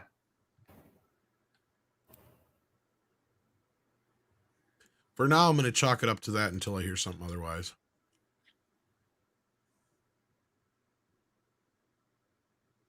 House Atreides says, how about moving on from the lost case that Disney is and talk about shows like The Pope's Exorcist that are really good, whether it makes money or not. Slow your roll with all the depressing stuff. Well, I don't think The Pope's Exorcist is much more non-depressing. Isn't the Pope's Exorcist, but that's just a movie, not a show, surely. Yeah. Yeah. And I like that movie. It's a It one just and had- done so far. I was gonna say Andre did talk about it a little bit. Yeah, I did. I thought it had too high a budget because they could afford some CGI crap. The movie would have been better off without. No, and that movie and Renfield should have paid attention and not released right up against each other either. Yeah, I know that was It that a was stupid bad move because on their part. they ended up cannibalizing each other, and that's unfortunate because they were both really good movies that deserved to shine on their own. And now both are rather on than video on to- demand already. Yeah, indeed. And tomorrow, I believe, Evil Dead Rise is coming out Is it? on demand. Yeah, I think so. Oh. So then you can ignore it on streaming in addition to in theater. Well, if my budget can afford it, maybe I'll check it out. Because I did finally watch 65. Even Yeah, though how I was bought it? like a couple weeks ago. It was pretty good. It wasn't like mind blowing or anything, but it was almost better than I expected it to be, I guess is the way I can put it. It was only 90 minutes long though. I wish there was more dinosaurs. Like it felt like there was hardly any dinosaurs in it really compared to what the movie promises to be. I look at the culture's face there. Did you see it? I can't remember. Yeah, I did. You you're didn't like giving it? You're Okay. giving it way too much praise. Yeah. All It right. was well, no, I mean, we disagree on stuff all the time, guys. But that one, I was like, oh man, they didn't even have good dinosaurs. It was very bad dinosaurs, and there weren't enough of them. And the story was overly long. For the 90 minutes I was there, it felt like I was there for 6.5 hours. I do agree that they took some pretty extreme liberties when it came to the dinosaurs. Yeah, my only gripe with that, so much other than just a few things, was just there are not enough of them.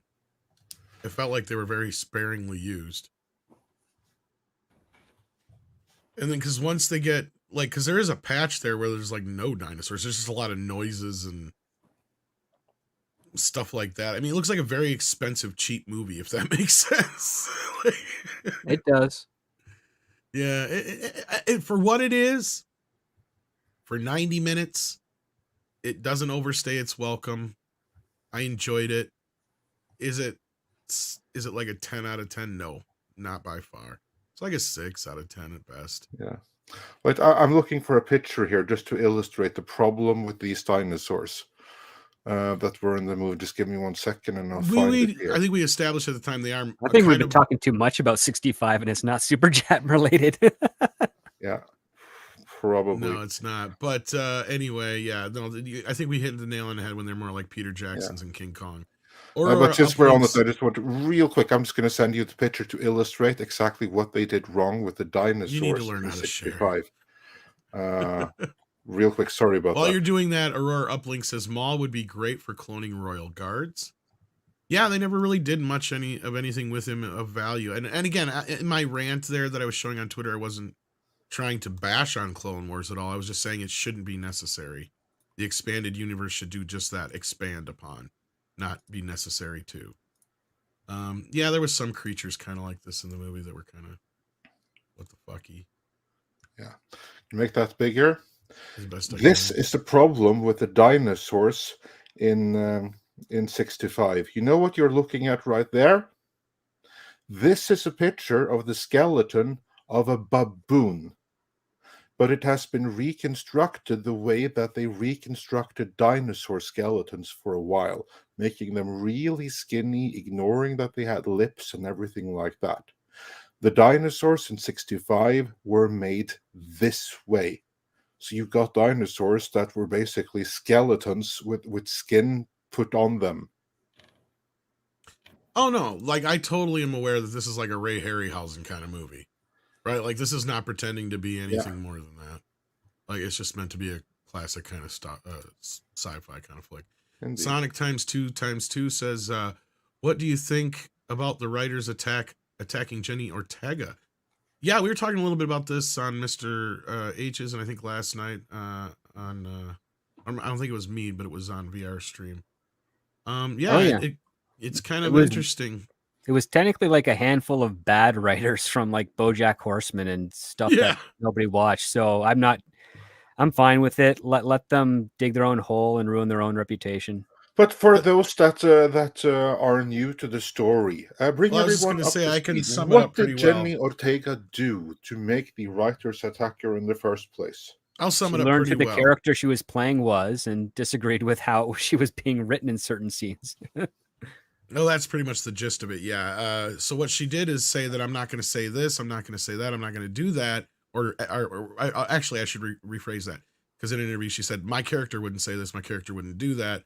An example being, oh my God, I love this dress, for instance, something Wednesday would never fucking say. So clearly, this actress Jenna Ortega knows the character a little bit better than the writers, I would say, and her instincts were correct in this case. Now, that being said, not every time should a lead actor or an actor be allowed to have such power. Dune buggies and pew pew being a example of that for those who remember what happened to Star Trek with Picard.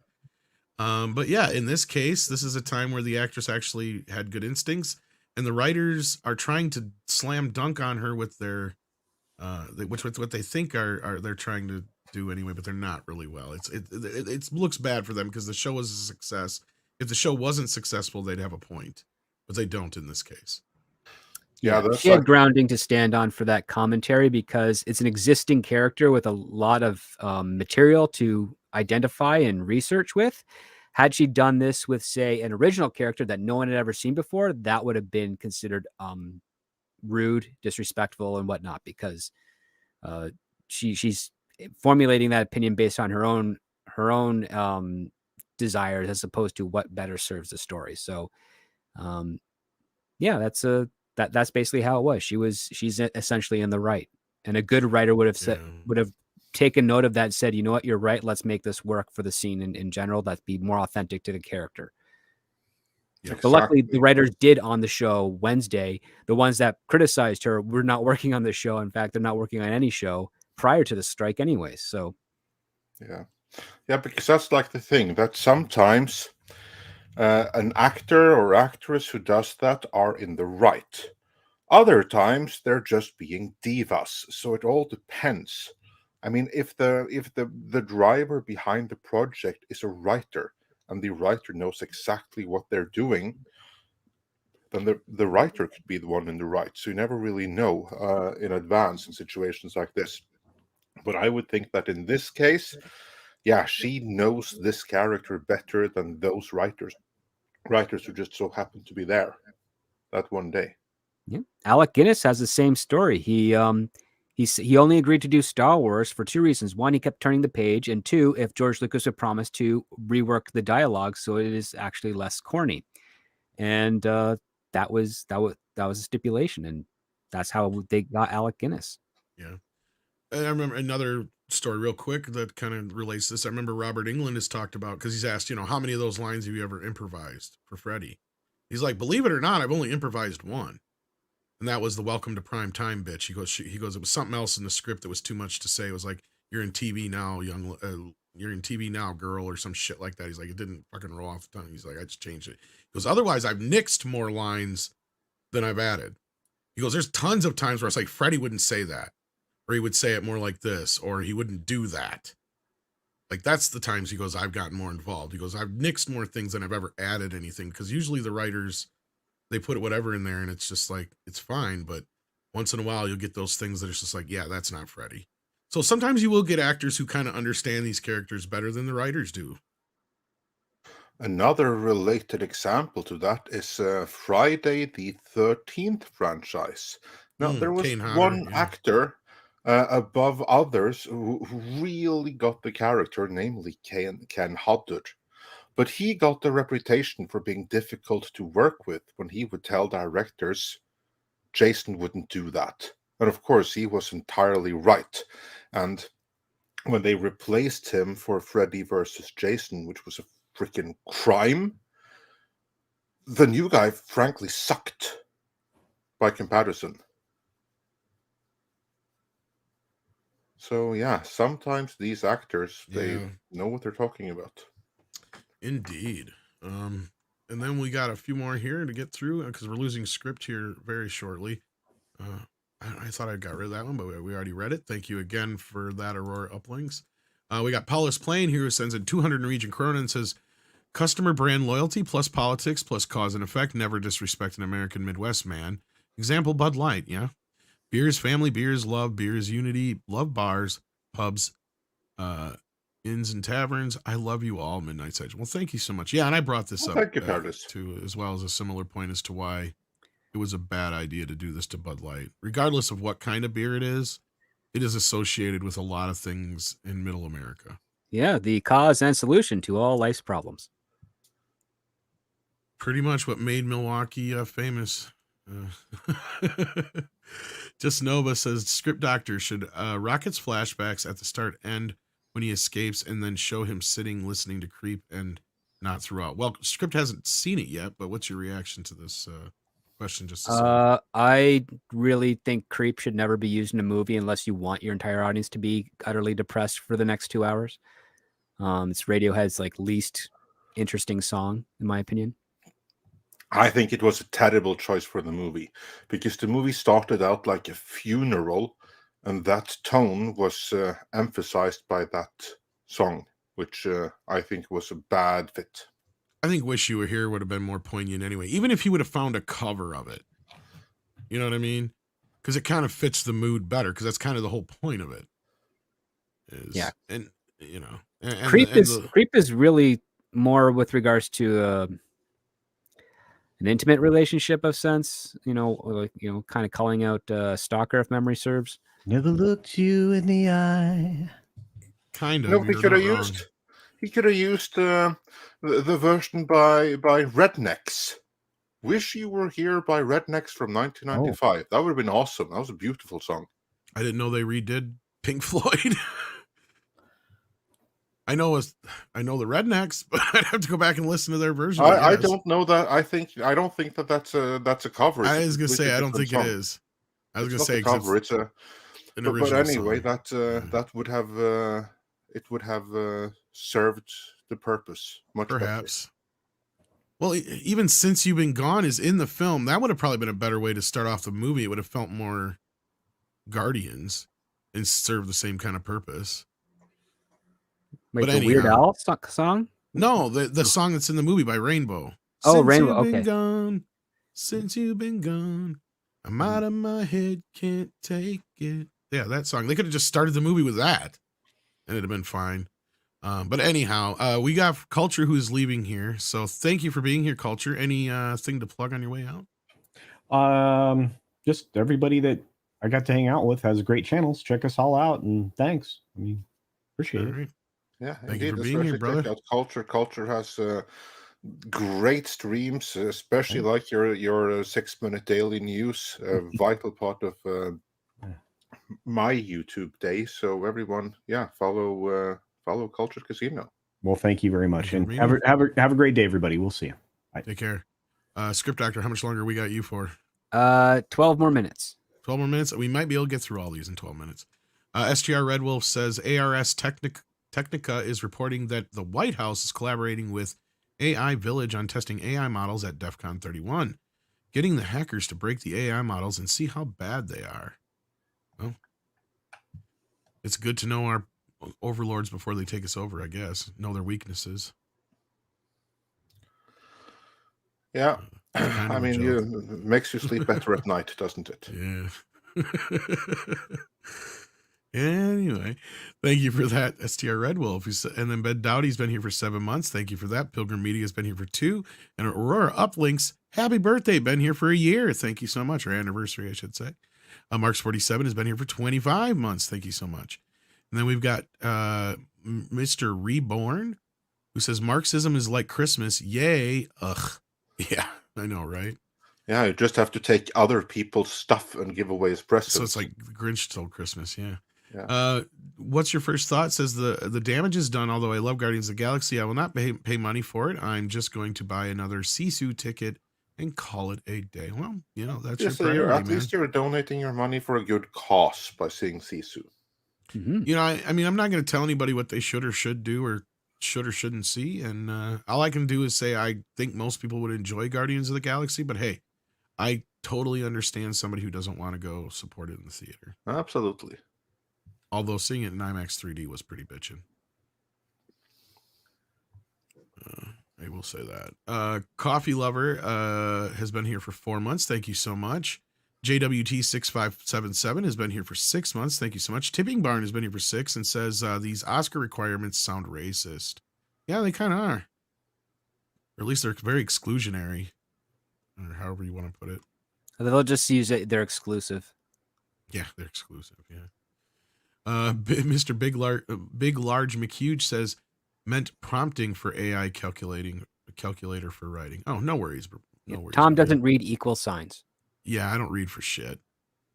Adam Wolford says Cola Coca.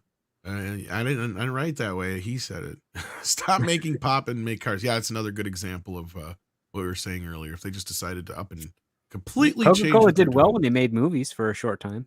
For a short time. Well, they didn't really get involved. That was the beauty of it. Yeah, exactly.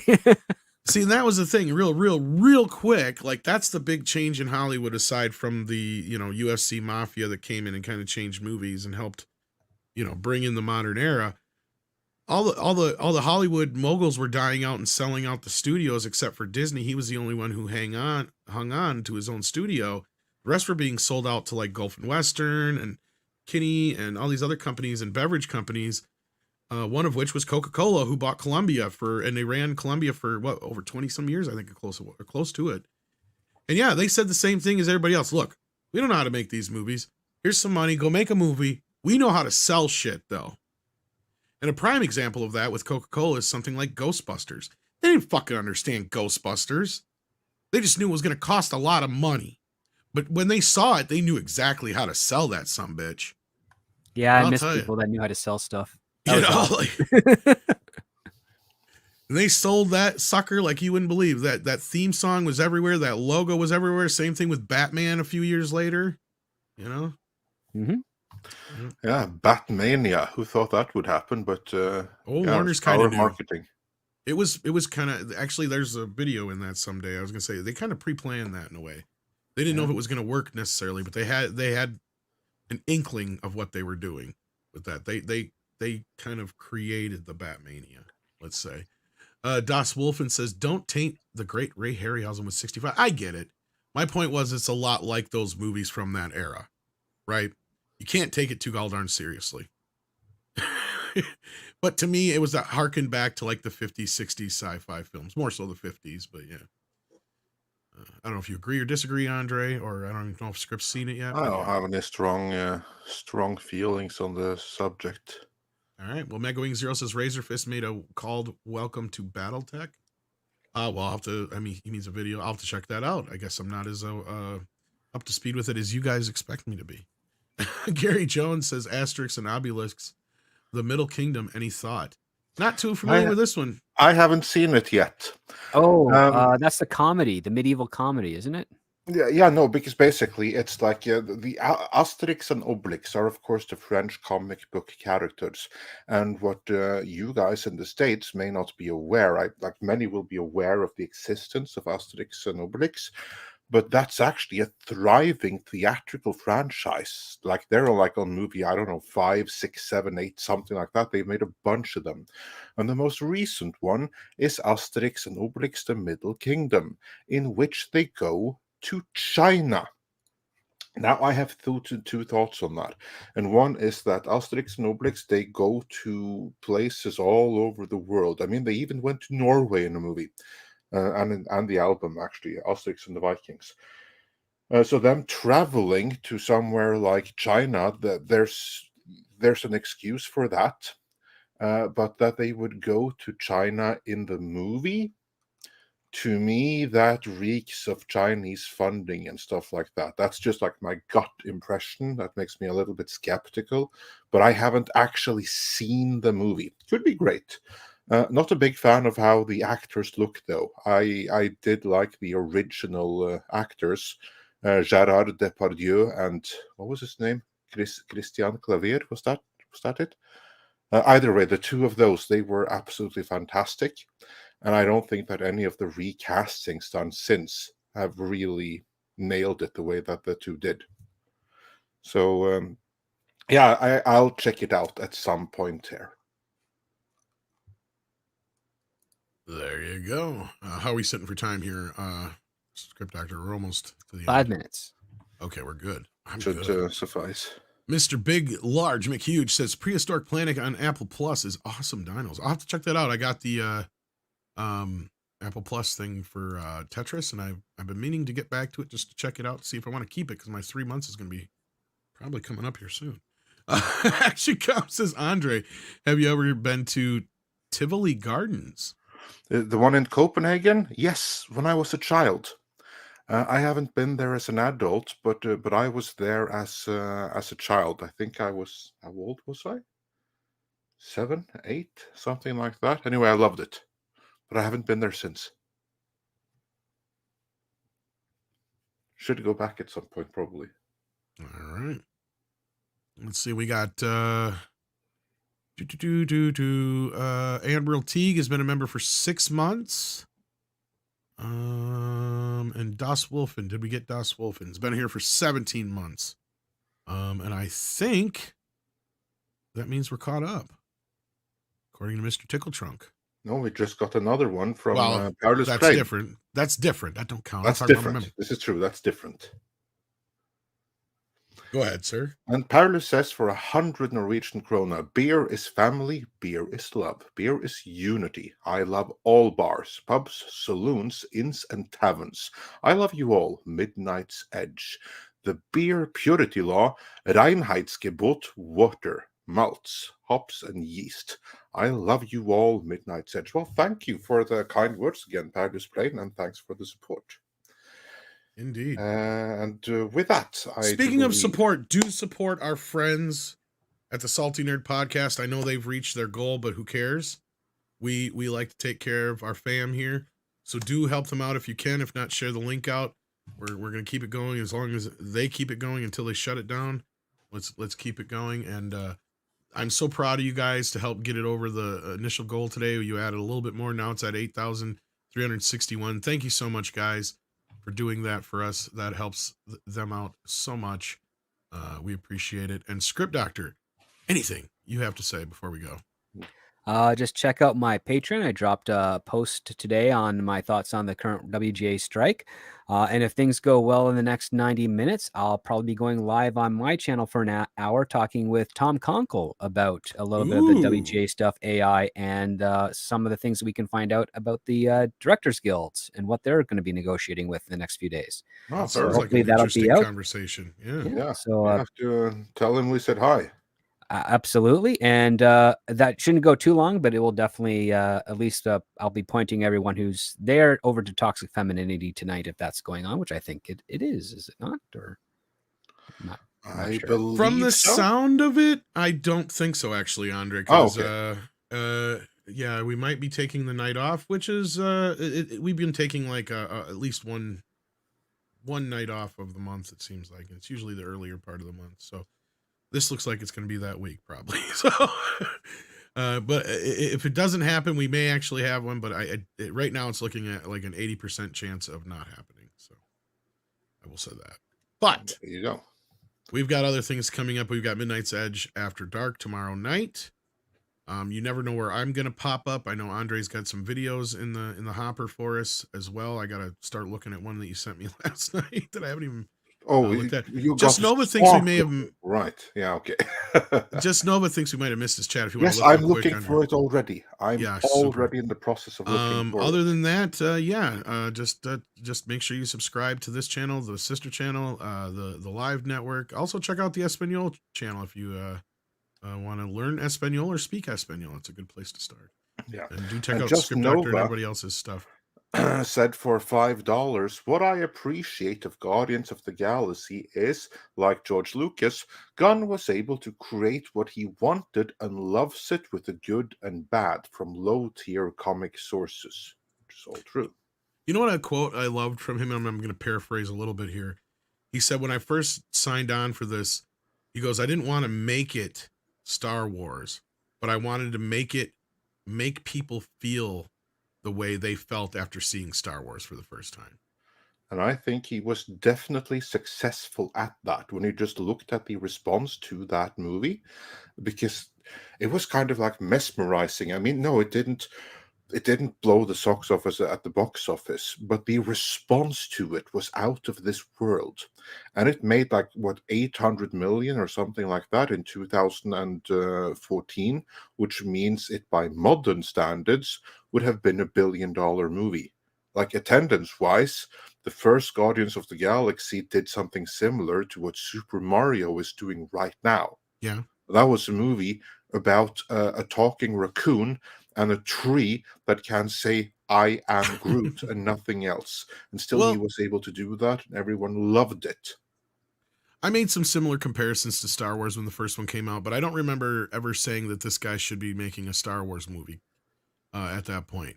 But while I was watching the third film, I was just sitting here thinking, God, what kind of Star Wars films could we have had James Gunn made the original the better than what we've got the in the sequel past trilogy 10 years, is what that's I for meant. sure. Yeah, because just because I'm watching that film, I'm like, God, this is so much better third film than any other trilogy we've had in such a long time. And I could almost say it's almost on par with things like, Return of the Jedi in that sense, and that's kind of what made me think of that. So Yeah, no, I agree. I mean, the Guardians, I'm so happy because so many trilogies, they've just completely crapped out in the final installment. You call it the third movie curse for a I've called reason. it, yeah, I've said that before too. Like, Yeah, there's like a but third not movie this one. curse. Yeah. Not this one. The Guardians of the Galaxy trilogy, which of course you need some extra material between movies 2 and 3, but still that trilogy, best of the MCU. But for the most part, it's covered in the third film. So yeah, that's the beauty of it. But anyway, I want to thank all our guests today. Matt, of course, Paul, Culture. Hope I'm not missing any besides Script, who's still here with us. Chris Gore, that's right. Thank you so much. Frank Gore was here this morning. The Frank Gore. So yes. Andre, anything to say besides it's time for? Pat Finch, he points out that he got his free copy of Conan issue 0 from Free Comic Book Day. Congrats to Sub and Malmberg. Would love a Conan crossover with Servin Burak's Tarkan, a Turkish fantasy series that you will love. Well, maybe I will love it, but I would not keep my breath for that crossover to happen. But yeah, do check out Conan issue 0, which is available for Free Comic Book Day. So that should check out our video about it. Yeah, it should start making its appearances right around now around the world. So yeah, do check that out. It should be absolutely everywhere by Wednesday. Yeah, I missed out on Free Comic Book Day because I don't have any places around. But for those who were able to get it, I hope it's good, and I can't wait to check it out myself if I get a chance. Yeah, I may do a review on it. I'll hook you up. I'm sure that or Frank or somebody will probably help us. But with that, as we say here at Midnight's Edge. With that, it is time for some koalas in the rain. Koalas in the rain.